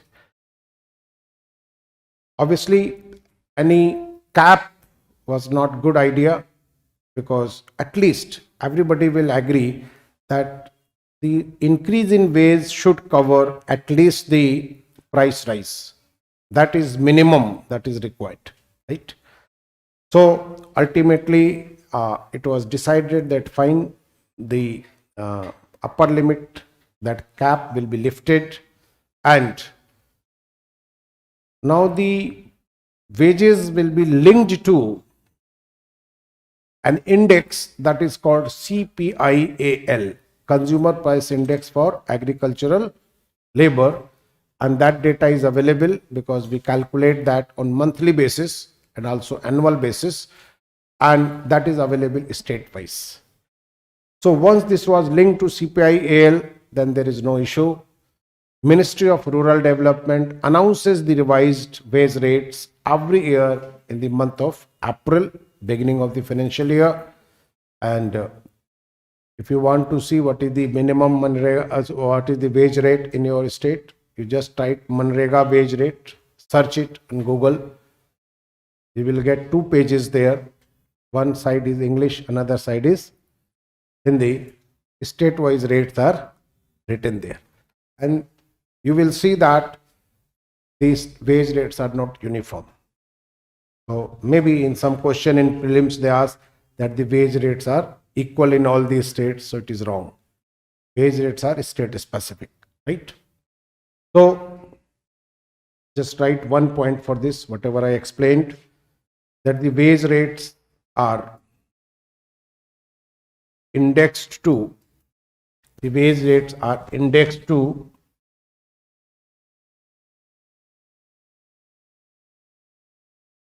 CPI-AL, indexed to CPI-AL, and revised every year,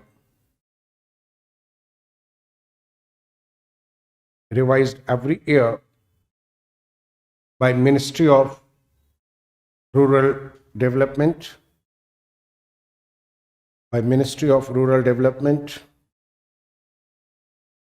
Government of India.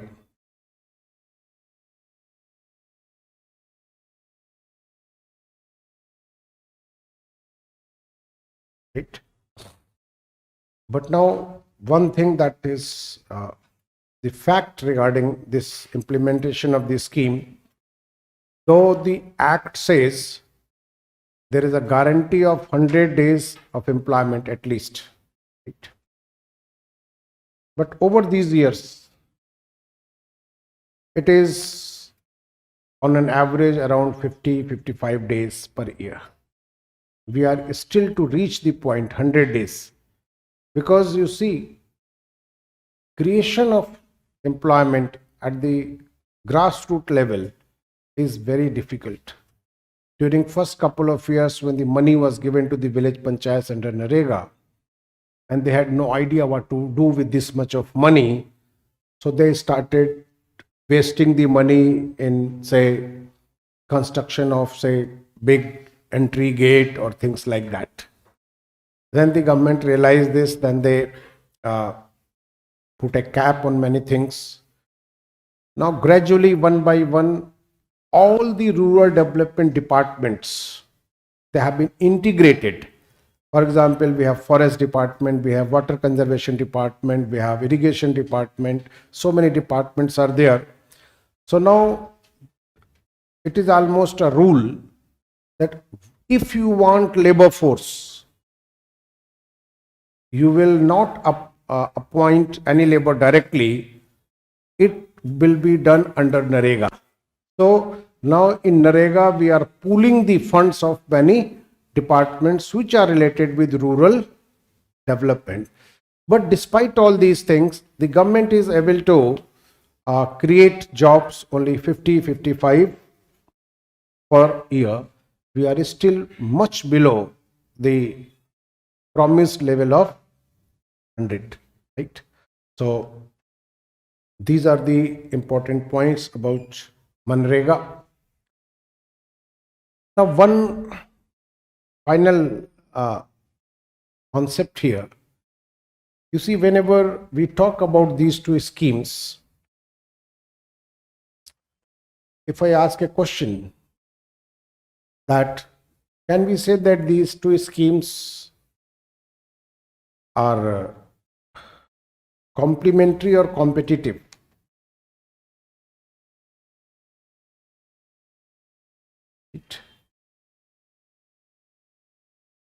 Suppose this is question in mains.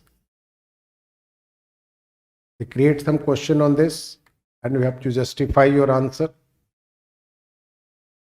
What can we say? Can we say that these schemes are competing with each other? At the surface, it looks like the two schemes are competing, right? Why?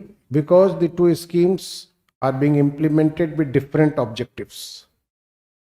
So the question is there any meeting point? Is there any meeting point? Right? Otherwise, this may be an argument that why so much money is given in this scheme, why can't we transfer more money to NRLM, because that is long-term scheme, that is for self-employment. Why we are wasting money in MNREGA? Suppose this question is asked in your, say, interview. What will be the stand? Because, in MNREGA, we are spending somewhere between 50,000-60,000 crore rupees per year. That is huge amount. 50,000-60,000 crore being spent by the government in MNREGA. Why should this money not be shifted here? That will provide a long-term solution to the problem.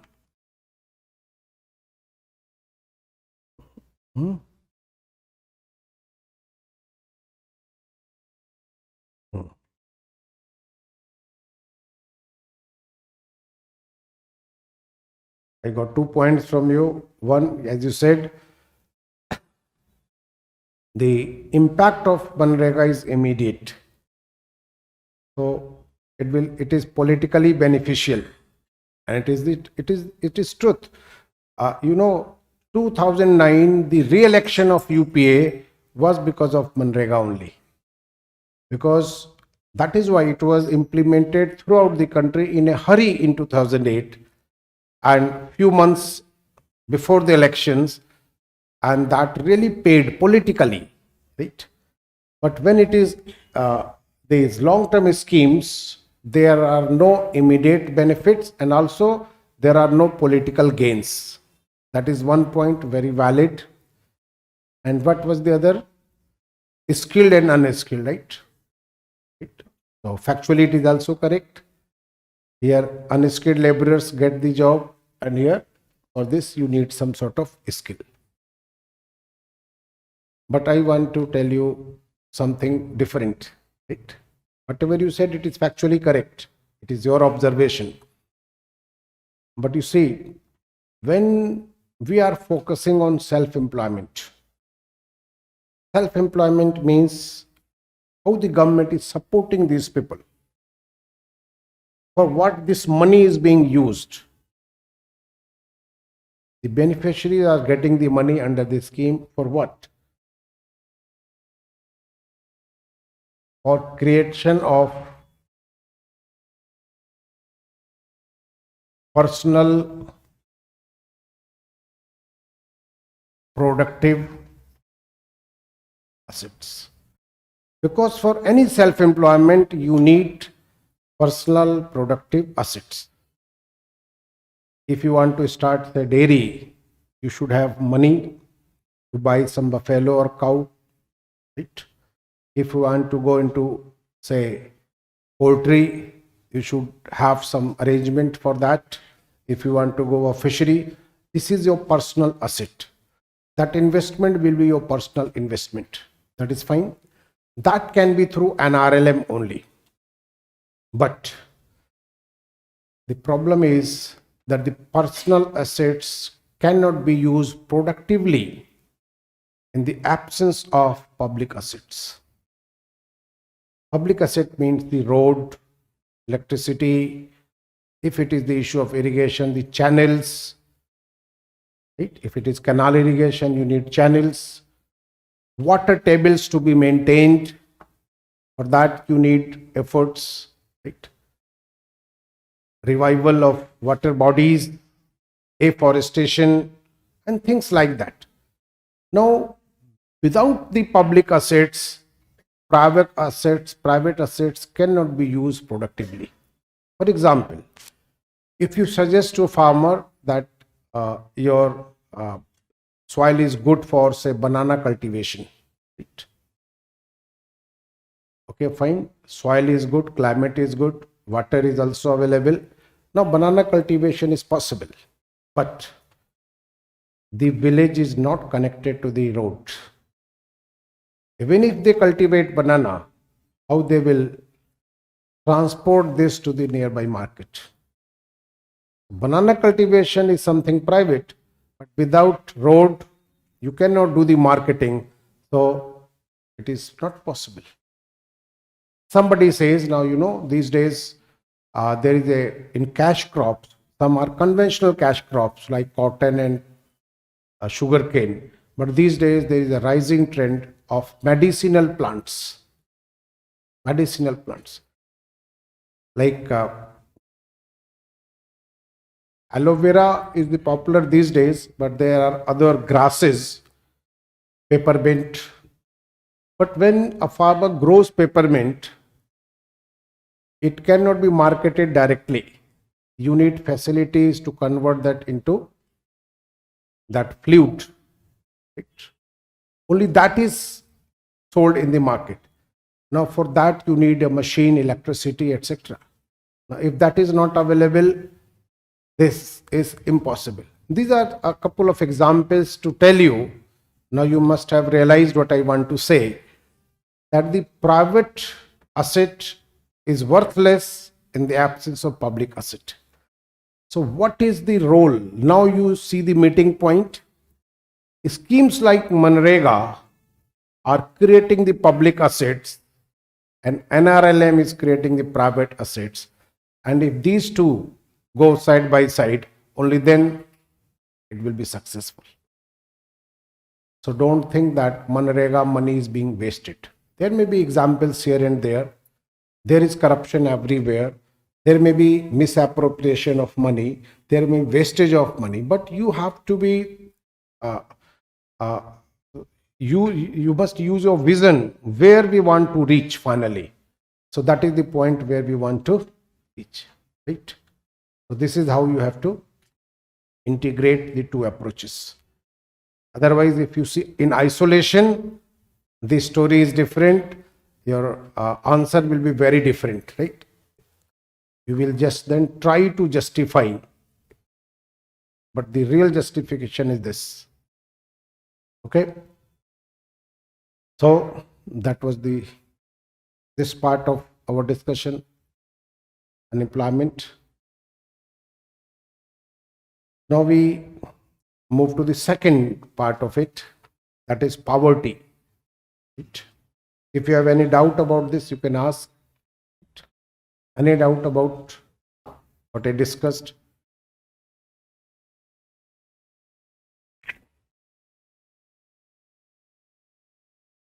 You see, I said many things and I dictated few things because uh, whatever is written in books is not enough to write answers in UPSC. That is why I am trying to give extra other than what is written in the books, so that you can understand the questions in UPSC and write the appropriate answer, because the questions being asked in UPSC are very analytical, right? Just simple facts will not be enough to write those answers. Now we come to the next topic, the related one, that is poverty.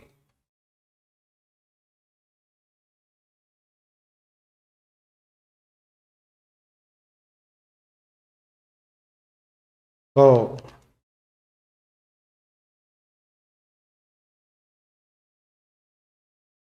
when we think about poverty, generally in India,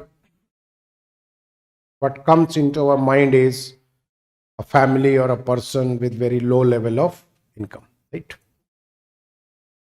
But in fact, poverty are of two types. One is called absolute and another is called relative. Absolute poverty and relative poverty. What is the difference?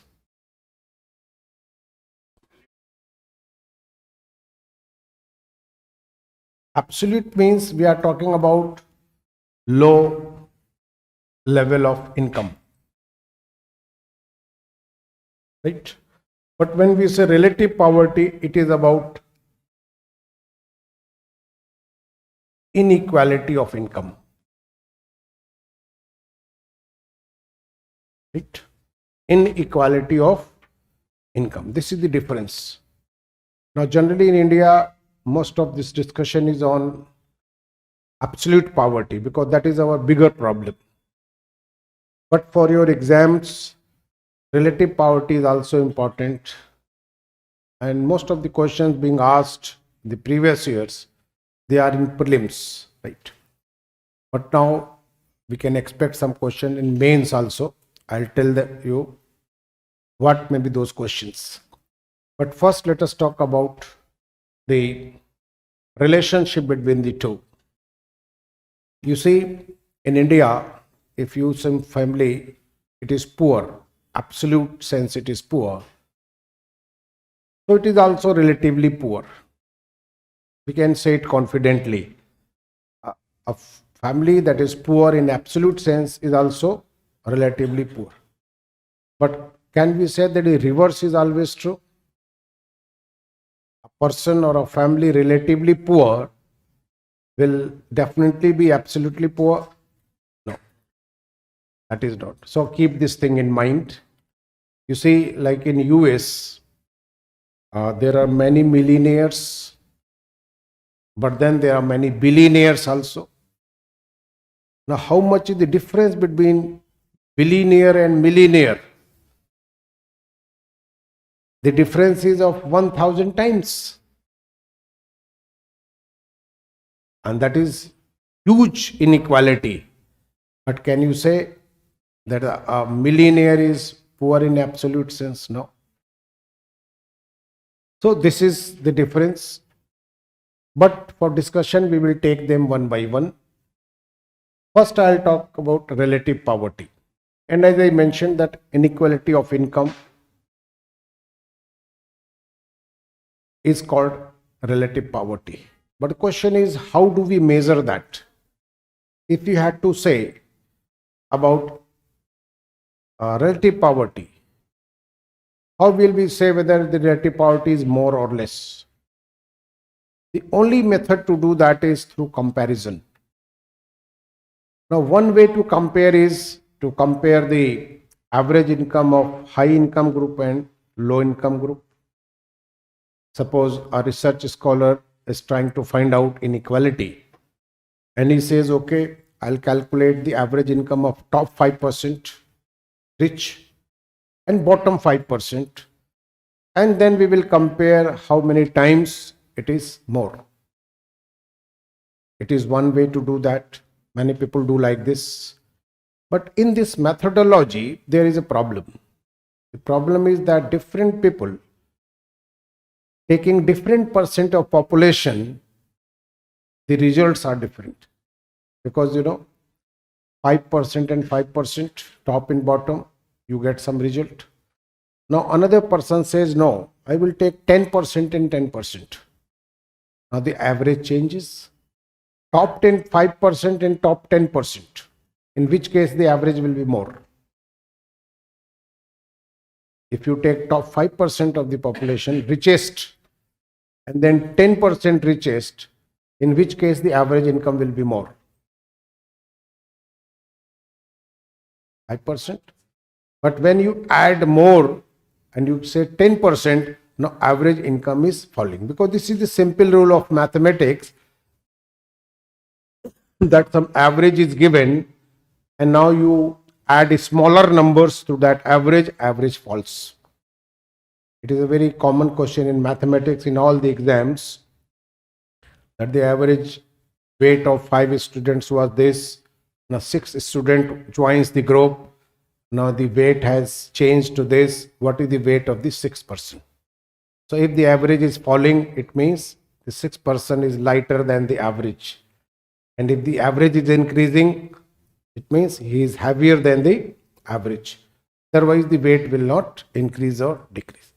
But when you are taking the average of the bottom, 5% bottom and 10% bottom, 10% bottom, the average income will be more, because now you are adding 5% more who are better off. So at the bottom level, the average income is rising. At the top level, average income is falling. So the gap is shrinking. So you have two different results. A third person comes, he says, no, 20%. Now you get a third comparison. So now it is very difficult to compare. So that is why the best method is to involve the whole population, 100% population. Then all the results will be same. Now when we do that and calculate these things, there are two words which are very popular in your exams. One is called Lorentz curve and another is called Gini coefficient. And sometimes the questions are very direct. Like Lorentz curve is used for what? Obviously, measurement of inequality of income. Gini coefficient is used for what? Measurement of inequality of income, right? But if the question is deeper one, so we need to discuss this curve and this coefficient, right? So first I am talking about the curve, Lorentz curve. You see, for this curve, the first step is to arrange the population in increasing order of income. Right? We can classify the population. For example, suppose we have to draw this curve for India, and we decide that, okay, we will classify the population in 100 parts, 1% each. So one column, population 100 times we will write. In another column, we will write share in total income. Right? And the very important thing in Lorentz curve is it starts from low to high. The first 1% are the poorest, so their share in income will be negligible. But next 1% slightly better off, third 1%, so it is improving. When we reach towards the end of this table, now these are the richest persons, richest people. So obviously now the income will increase faster, much faster. But at the end of the table, the total of both will be 100 because the values are in percentage, right? 100 population and 100 income. all the values are in percentage. This is the step number 1. Step number 2 is, now we create 2 more columns and we take the cumulative totals of both. Cumulative frequency, statistics. So when we take cumulative total means cumulative frequency. So you start from the top and you add successive numbers. So that is called cumulative total. Cumulative population and also cumulative income. Now these 2 values are used for this curve that we call Lorentz curve. So when we draw this curve, what is the shape of it?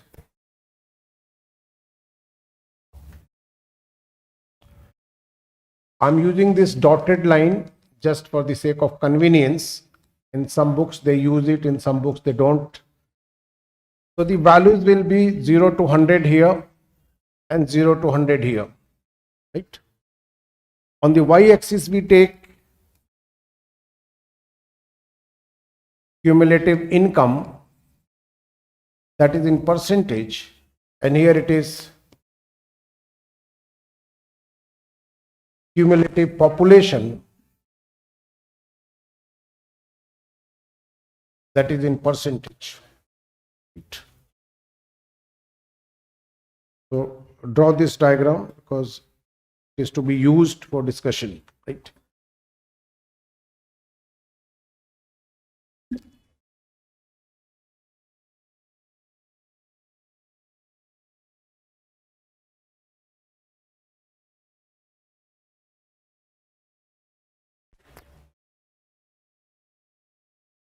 Now as x and y axis both are 0 to 100, so these dotted lines convert it into a square, right? Both sides are same. So if we draw a line here, this angle is 45 degree, right? So in this diagram, this line is known as 45 degree line. And this is very important line. Yes, it is known as line of equality.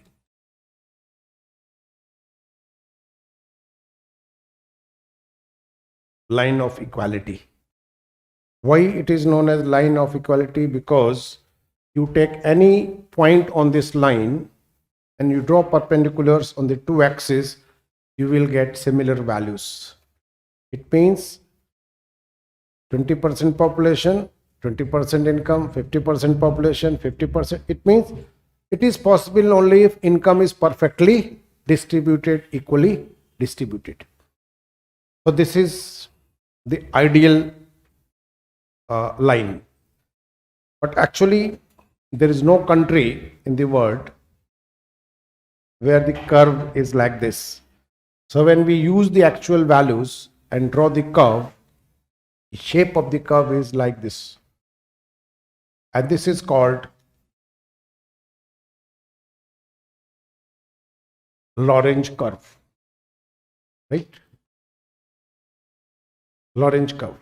Now the question is that can you say this with confidence that this Lorentz curve is showing inequality? Why? You yourself said that it is line of equality. So anything moving away from line of equality will show inequality. So if you are at this line, it is perfect distribution, equal distribution. Now your curve is moving away from line of equality, means it is showing inequality.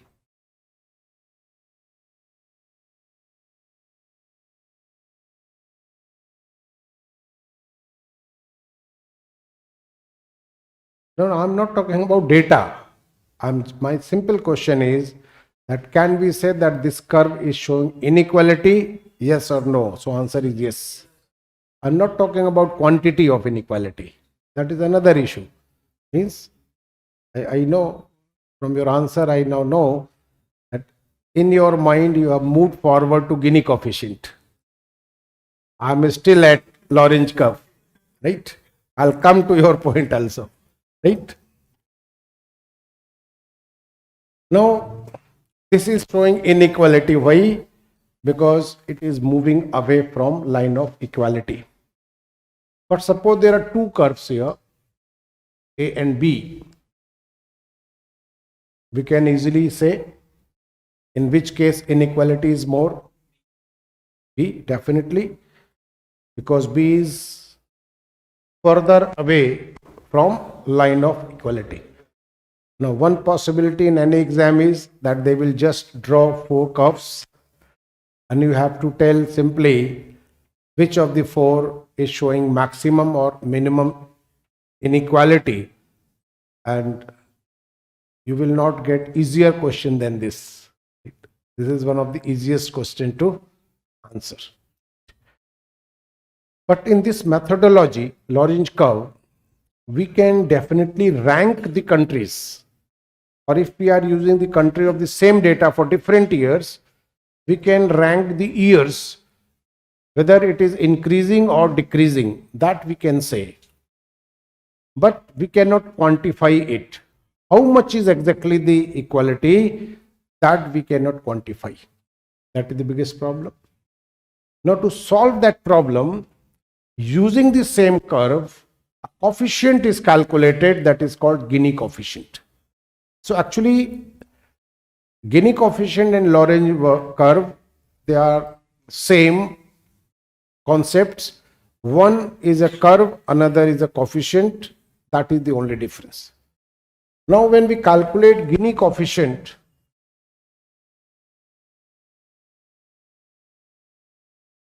it is equal to area between 45-degree line and Lorentz curve divided by area of triangle below 45-degree line. So this is a ratio of two areas, area between 45-degree line and Lorentz curve, and then area of triangle below 45-degree line. So suppose we are calculating the values for curve A. So it means this area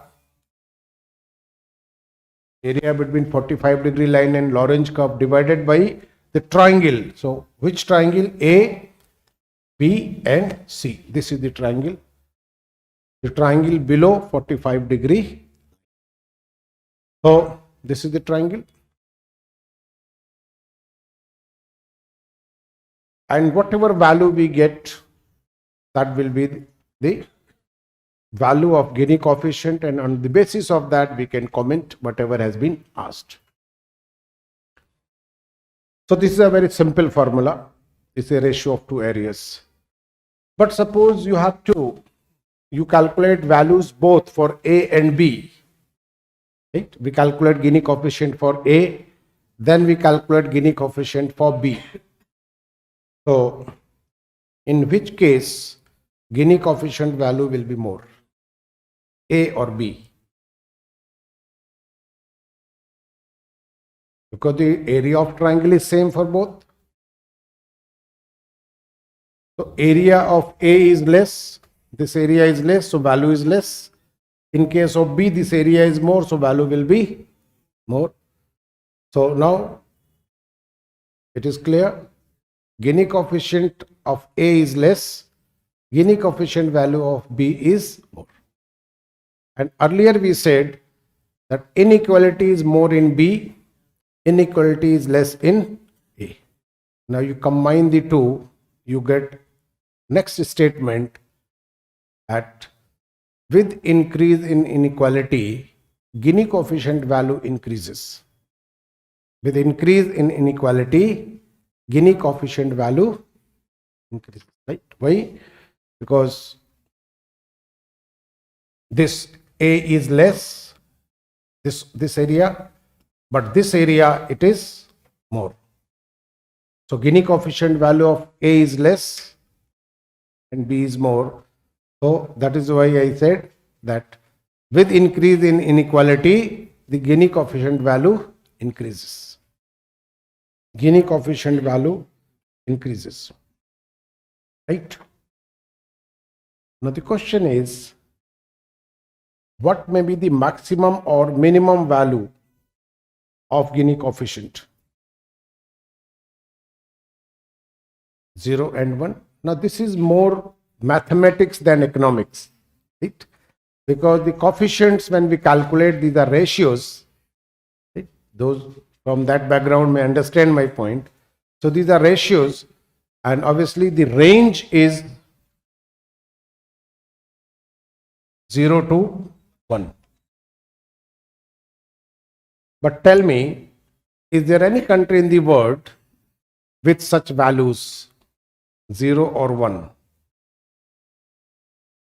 There is no country, right? This is just a range, a theoretical concept. Because 0 means what? When will you get 0 value for Gini coefficient? If the Lorentz curve overlaps this 45-degree line, then only the value will be 0. Because for 0, this value should be 0. And that is possible only if your Lorentz curve becomes the straight line. In other words, income is perfectly equally distributed. Then only it will be 0.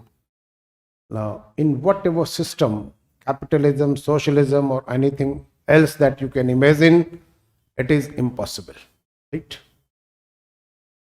And so 0 theoretically represents perfect equality. And what may be the extreme form of inequality? That is 1. Your Lorentz curve moves on the x-axis and then it is a vertical straight line. It means what? Last 1% cornering all the income. Practically it is not possible. Much before that there will be a revolution in that country, right? So kranti ho jayega. So 0 and 1, we always say, if it is a question, always say 0 and 1. But practically the values of the countries actually are somewhere between the two extremes. That is one thing. But when we get the World Bank data, though it is not very frequently available, but when the agencies like World Bank, they publish this data, their data is ranging between 0 to 100. But when they say 0 to 100, actually they are not using the word coefficient, they use the word Gini ratio. Right? They use the term Gini ratio, and that is presented in percentage terms. Right? So you know, when you convert anything into percentage, multiply by 100. So 0 into 100 is 0 and 1 into 100 is, but it hardly matters because it is the placement that is important on a certain scale. Where what is your placement, that is important. For example, for a country, we say that its value is 0.30 on a scale of 0 to 1. But on a scale of 0 to 100, it may be written as 30.0. But actually both are saying the same thing. So you need not worry about it, because we are saying range is 0 to 1. Tomorrow you read somewhere that World Bank report said this, and now the data you read, so it will be quite different, right? So they are using ratio, not the coefficient, right? So you understand this whole issue. Now the possibilities are like in prelims, bad questions, and they may give you certain values, in which case Gini coefficient value, these are the values, in which case inequality is maximum or minimum, and these are actually very simple, very ordinary questions. If you have clarity of the concept, these are very simple, very ordinary questions, right? But Now we enter into a discussion about this. Uh,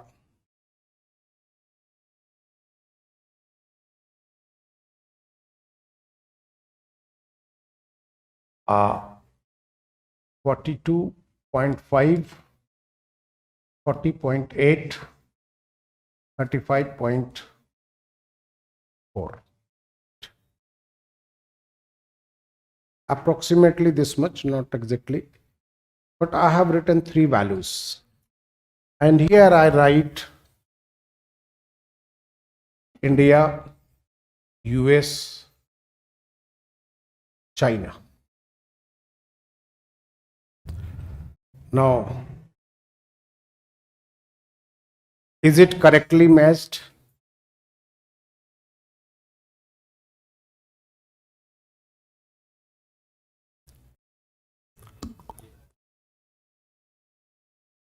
Right? That may be interesting question, right?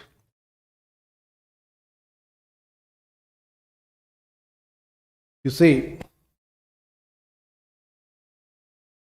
China 42.5, US 40.8, India 30.5.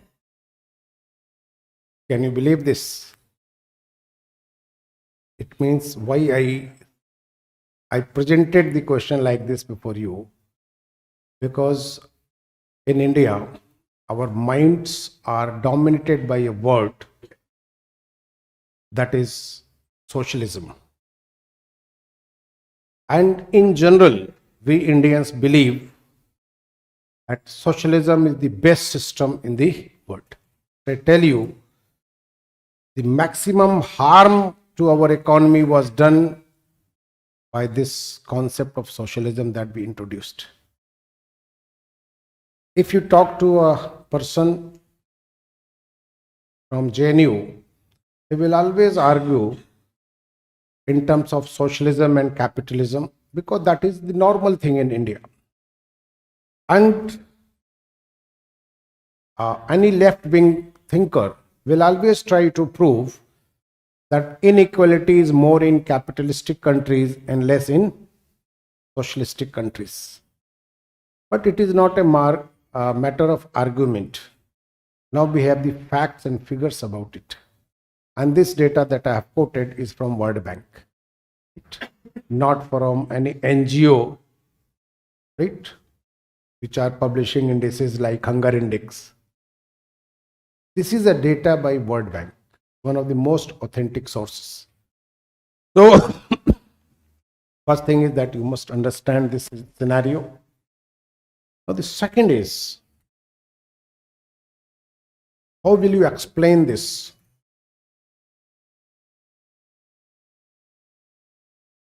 Why inequality is almost at similar levels, same levels in US and China?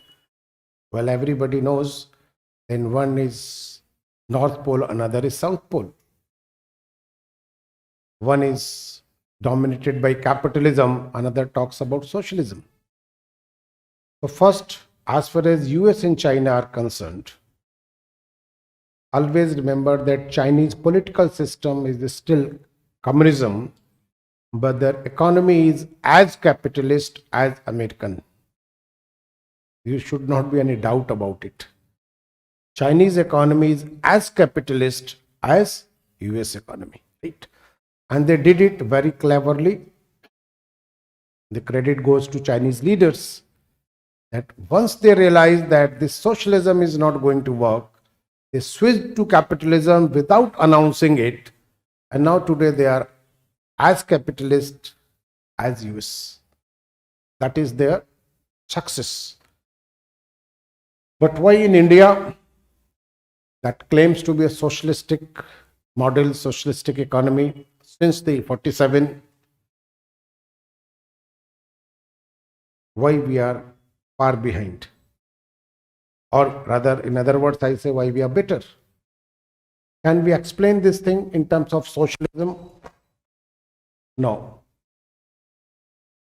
Then I will give you example of more countries, because these things cannot be explained with the concept of capitalism and socialism. I give you another theory. You see, whenever there is economic growth is always followed by increase in inequality in any system. Economic growth means increase in inequality. How it happens? Suppose there is some industrialist, right? There is a factory. A family is the owner. Obviously, there are three set of people. One is owner, then management, and then the laborers. And they are at certain level of income. Now, with time, as the factory progresses, say their income doubles. So can you say that income of all the three groups will double? If the income of the factory doubles, can we say that income of all the three groups will double? No. Now, it is the beginning of inequality. As the economy grows in any system, those who have the rights on the assets, they get larger share of it. Then comes the management, and last is the laborer. In this, income of all the three will increase, but for the owners, it will be maximum, less for the management, and least for the laborers. So, like in India, people say that poor are becoming poorer. This itself is an absurd statement. What they are really trying to say is that inequality is increasing. But they are not aware about these relationships. So what they say in general, the poor are becoming poorer. Actually, poor are not becoming poorer. Their income is also increasing, but at a lower rate than the income of the rich. So the gap is increasing. And this gap will continue to increase. Now the question is, for ensuring equality, should we stop the pace or slow down the pace of economic growth? Is it advisable? No. So, another question is, should the government allow this to happen? So what is the solution for this? Rising inequality. Right? So, definitely, first step is economic growth is must for our problems, and majority of the problems can be solved only through economic growth. But at the same time, rising inequality is never good for any society, because that creates tensions. That creates tension, and it may be difficult to manage beyond a point. Say, many people are of that mindset. Okay, I cannot buy a BMW car, but if some car BMW is standing on the road, I can kick it. चलते चलते एक घुमा के लात तो मार ही सकते हो. Now, when this starts dominating your society, it means now the conflict is increasing. If one BMW car attracts you, and because of that, now you think that I have to work harder to get this car for myself, that is a positive thinking. But once you say, I cannot buy this car, but कुछ नहीं तो चलते scratch तो मार ही सकता है इसको. That is a negative thought. And both type of thoughts come in our minds. वो हमारा mental status क्या है उस समय उस पर depend करता है. How we are thinking, right? So the government has to manage this. Now, how can the government manage? The government has the best tool available for this, and that is called distribution of income, redistribution of income, right? So what is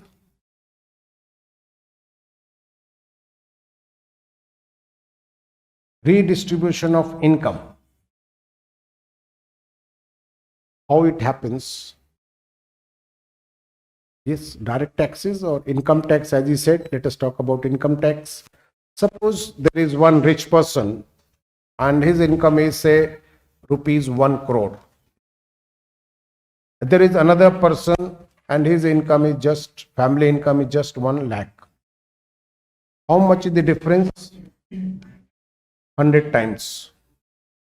That is high level of inequality. But now the government will use the taxation as a tool for redistribution of income. How it happens? The government says that, okay, you are rich, you pay 30% tax. So it is minus 30 lakhs. Now it is down to 70 lakhs. Now, what will the government do with this 30 lakhs? There are so many things to do. But for the poor families, a lot of schemes are going on. It may be free or very cheap ration. It may be free education up to class 12. It may be subsidies to farmers, anything.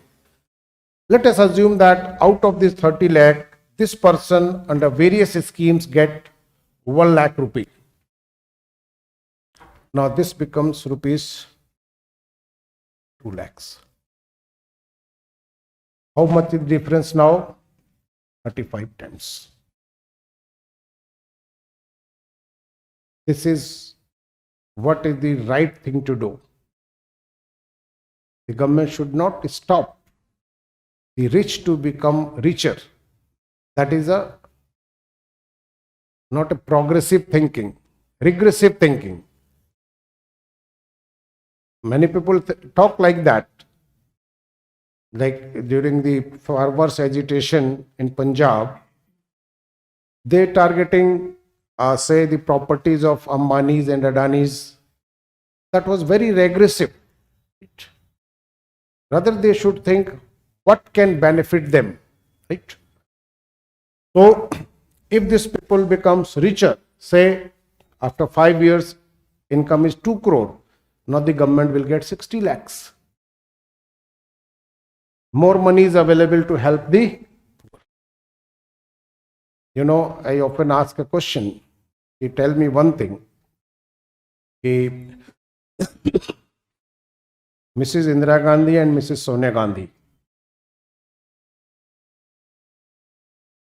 Who you consider as a smarter prime minister or the leader?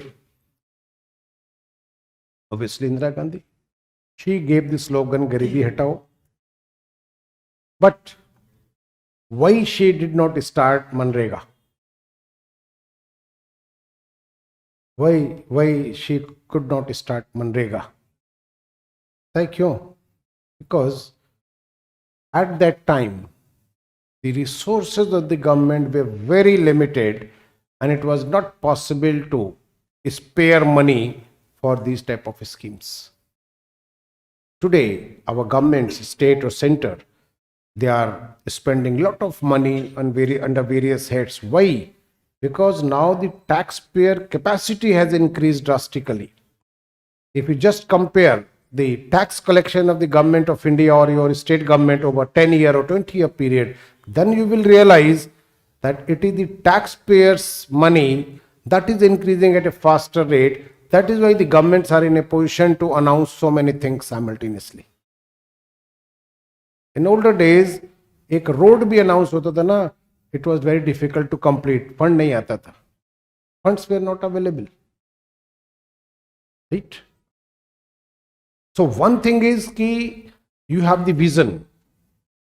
Another, you have the resources to achieve that thing. So we can't say that those days the leaders, they did not have vision. Biggest problem was that we did not have the resources. And now there is a multiplier effect. when you have the resources, you invest that. Now that is the economic activity. In the next 5 years, the government's resources will be much higher than what we have today. Obviously, the government has more capacity to help the poor. And that is why this is the way you have to think when you are writing answers. And this is the right approach in the exams. वो जो अखबार वाला है ना, जो मैंने बताया ना, that is why deliberately I gave that example, BMW. Many people think like that. I can't purchase BMW, तो इसका कुछ डैमेज कर देते हैं. That is the wrong approach. तो आपके आंसर में भी you must realize this thing, right? I hope you understand. Now this thing I will elaborate later on when I discuss planning, and then I will tell you socialism versus capitalism and how the things moved in India, because that is something related with change in the economic policies during the globalization and liberalization era. That is a very important question for mains. So यहाँ पे this is enough, right? So okay, this was one part of our discussion.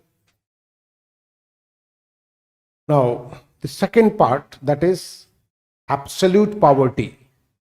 So we go back to absolute poverty.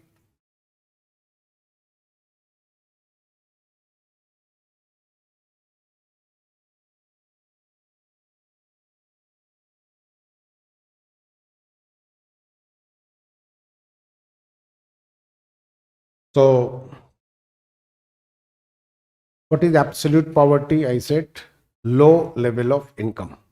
Now we need to elaborate it.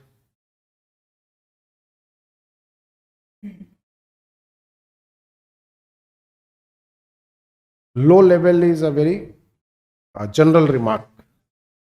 If you have to elaborate, you can say that low level of income, so that a family, or the level at which a family is unable to fulfill basic needs, right? So write this definition. What is absolute poverty? Low level of income of a person or family. Low level of income of a person or a family at which they are unable to fulfill basic needs or basic requirements, right? Basic needs or basic requirements. Now this is a general statement. This is how we explain it. But now I said at which the family or a person is unable to fulfill basic needs. So now the focus shifts to this word, basic needs. What is the basic need of a family or a person? Now that depends. That depends on your expectations, right? Now in older days in India, we used to say roti kapda makan. Means basic needs, roti kapda makan, food, clothing and shelter. But now your generation is more demanding. So you may ask for more, like drinking water, sanitation, electricity, and at least communication, connectivity. ठीक है, ठीक है. IPhone तो खुद ही कमाना पड़ेगा, वो नहीं देगा कोई. But network will be provided by the government. So this is basic need. But we are discussing this in the context of India. So the bigger question is what the government thinks about it and how these definitions were created, or from where we started using these definitions. You will be surprised to know that for the first 15 years, 1947 to 62, in every 5-year plan, we were talking about poverty eradication, but there was no official definition of poverty in India. Forget about the estimate. There was no official definition for first 15 years. In 1962, a task force was appointed by the Planning Commission for this purpose. Defined poverty line. Now, this task force gave us the first poverty line, but that was also very interesting how they calculated it, because the issue was the basic needs. So this task force said that the most basic need is food, so they focused on food only. And for defining the poverty line, they took the data from jails.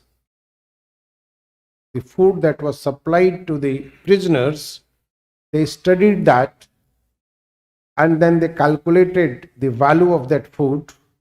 And on the basis of those calculations, this task force said that for rural areas, it is rupees 20 per person per month, and for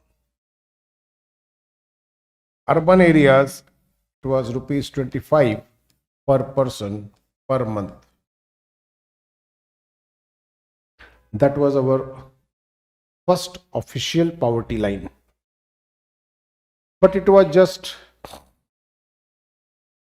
published. It was not used for calculation of poverty, for estimation of poverty.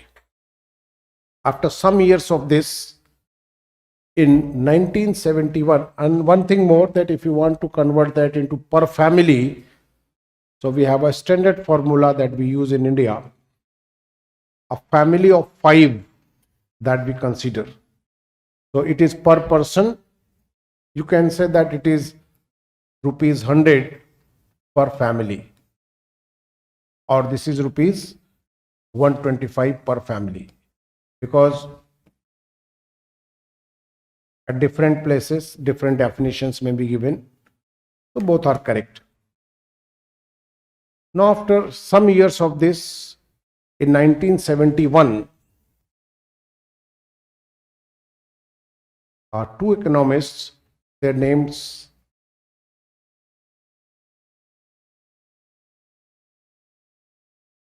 Dandekar and Rath, they for the first time, that was their individual effort, personal effort. So Dandekar and Rath for the first time said in 1971 that the calorie, minimum requirement of calorie should be calories or kilocalories, kcal. Right?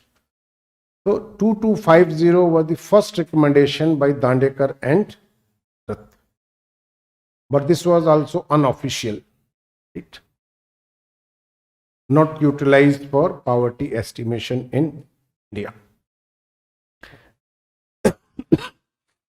All this continued, and then comes the turning point as far as poverty estimation is concerned.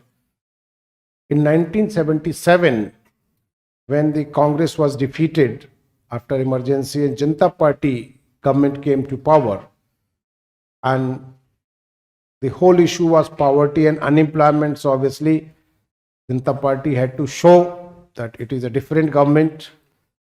So they, after coming into office, they immediately appointed a committee that is known as 𝐌𝐄𝐊𝐒 Committee or 𝐌𝐄𝐊𝐒 Committee. So 1979, the report was submitted, that is 𝐌𝐄𝐊𝐒 Committee, ALAGH, 𝐌𝐄𝐊𝐒 Committee. So it was 𝐌𝐄𝐊𝐒 Committee that actually gave the first official definition, and they prescribed the levels that we use even today, 2400 and 2100 calorie, right? So you have noted up to this 79 𝐌𝐄𝐿. This is the report year appointed in 77, but the years are not very important. So now this committee 𝐌𝐄𝐿, they said that number one, the poverty line will be based on level of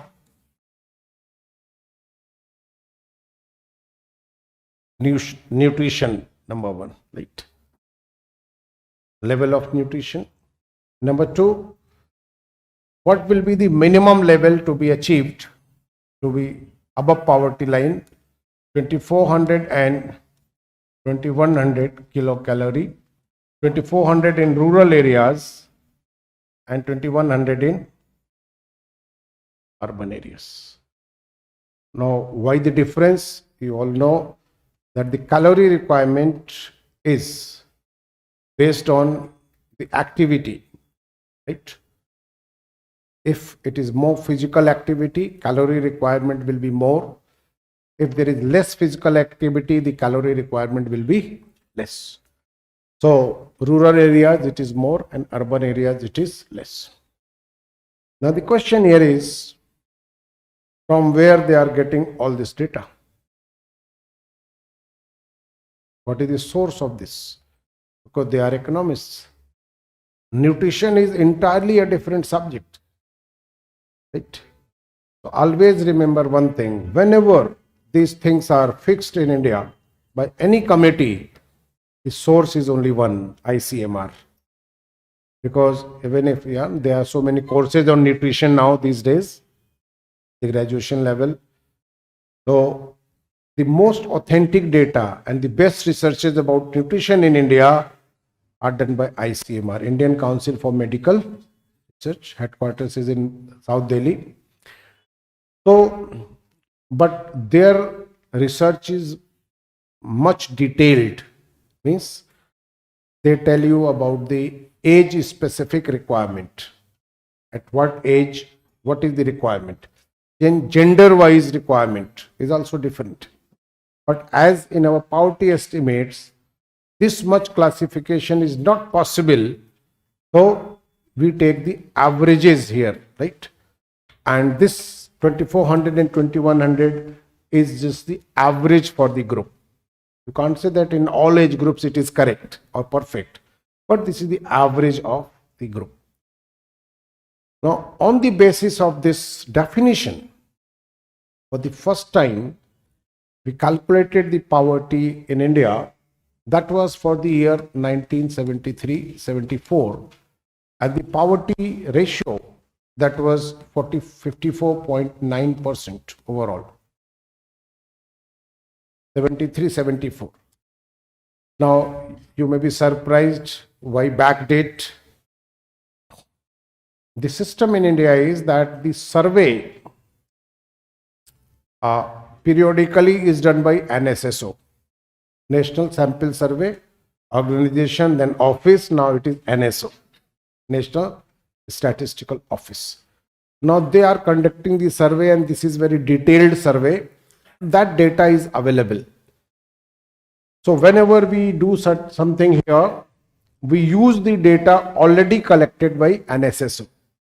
So as all this was done during 77 to 79, so at that time the available data of NSSO was latest 73, 74. So the first data that we received about poverty ratio was 73, 74, and you see after 25 years of independence, our poverty was 55% approximately, right? So you can understand the extent of the problem, 54.9%. Now, obviously, this formula was accepted, then it continued. But the question here is that is often asked in many exams, that when this NSSO survey is done and that is utilized for calculation of poverty ratio,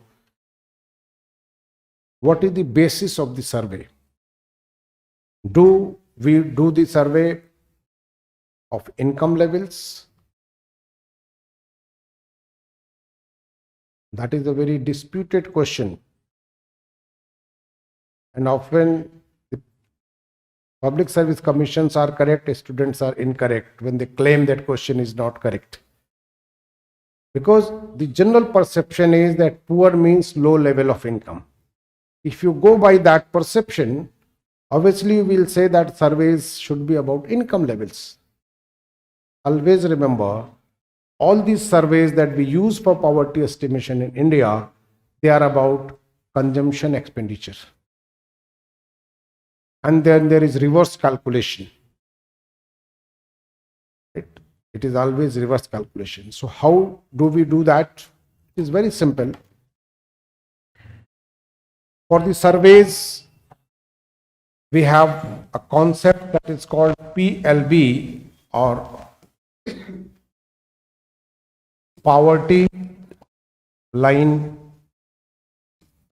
basket. Poverty line basket is nothing but a list of items. So when the survey is to be conducted, the surveyor will, it is a sample survey, so we already discussed what is sample. So they will identify the samples, they will visit the families, and they will ask the question not about the income but about the expenditure during the month. And what all expenditures? That is known as poverty line basket. Why this is the method that we use? Because practically any survey on nutrition is impossible. Because number one, most of the people in India, they are not aware about this whole concept of calorie. Even if we know about calorie, we don't know how many people actually know their calories. How many calories do you consume per day? If the surveyor comes into this class and asks the question, okay, I will do the survey in the class itself, I don't know how many of you will be able to answer how many calories you consume normally during the day. Because we never count calories. I don't know about you people, but I never counted my calories. But yes, I know certain principles of Ayurveda that your stomach should never be 100% full to remain fit. There should be enough space for air and water. So that is good for digestion and also good for your fitness. But हम लोग क्या करते हैं, we Indians, कहीं अच्छा माल मिल गया तो there is a proverb in Persian that is called माले मुफ्त दिले बेरहम. Right? अगर दोस्त ने कहीं इनवाइट कर लिया तो, और वो भी नॉनवेज वगैरह अच्छा बन गया तो बेरहमी से खाते हैं हम लोग. So no, I was non-vegetarian up to the age of 40. और then I stopped. So but जब हम खाते थे तो गजब का खाते थे. तो मुझे छोड़ दिया तो छोड़ दिया. So but what I was saying is that any survey on the basis of calorie is practically impossible. So the survey is done about the items that they purchase. Obviously, they purchase all sort of items, food as well as non-food. Now, once this data is available, now the work of statistics department starts. They have to first segregate the items, then try to find out that for this much, how much money they must have spent. And on the basis of that, after a lot of calculations, then they arrive at a number that we get in rupees. So it is just a reverse calculation. Right? So always remember, if there is any question in prelims, 5 years ago, there was a high court case on this question only. Because, in state exams, some questions are disputed. And in my city, Allahabad, seniors have become advocates, तो students, hostlers, they just give and कोई cost है नहीं कि आ गए कि sir ये इतना question डालना है, रीड करना है, तो दे बस, और थोड़ा बहुत अगर if there is some money required तो दे कलेक्ट। उनका एक ही है कि मेरा सिलेक्शन हो चाहे नहीं, कमिश्नर कमीशन को पानी पिला देंगे।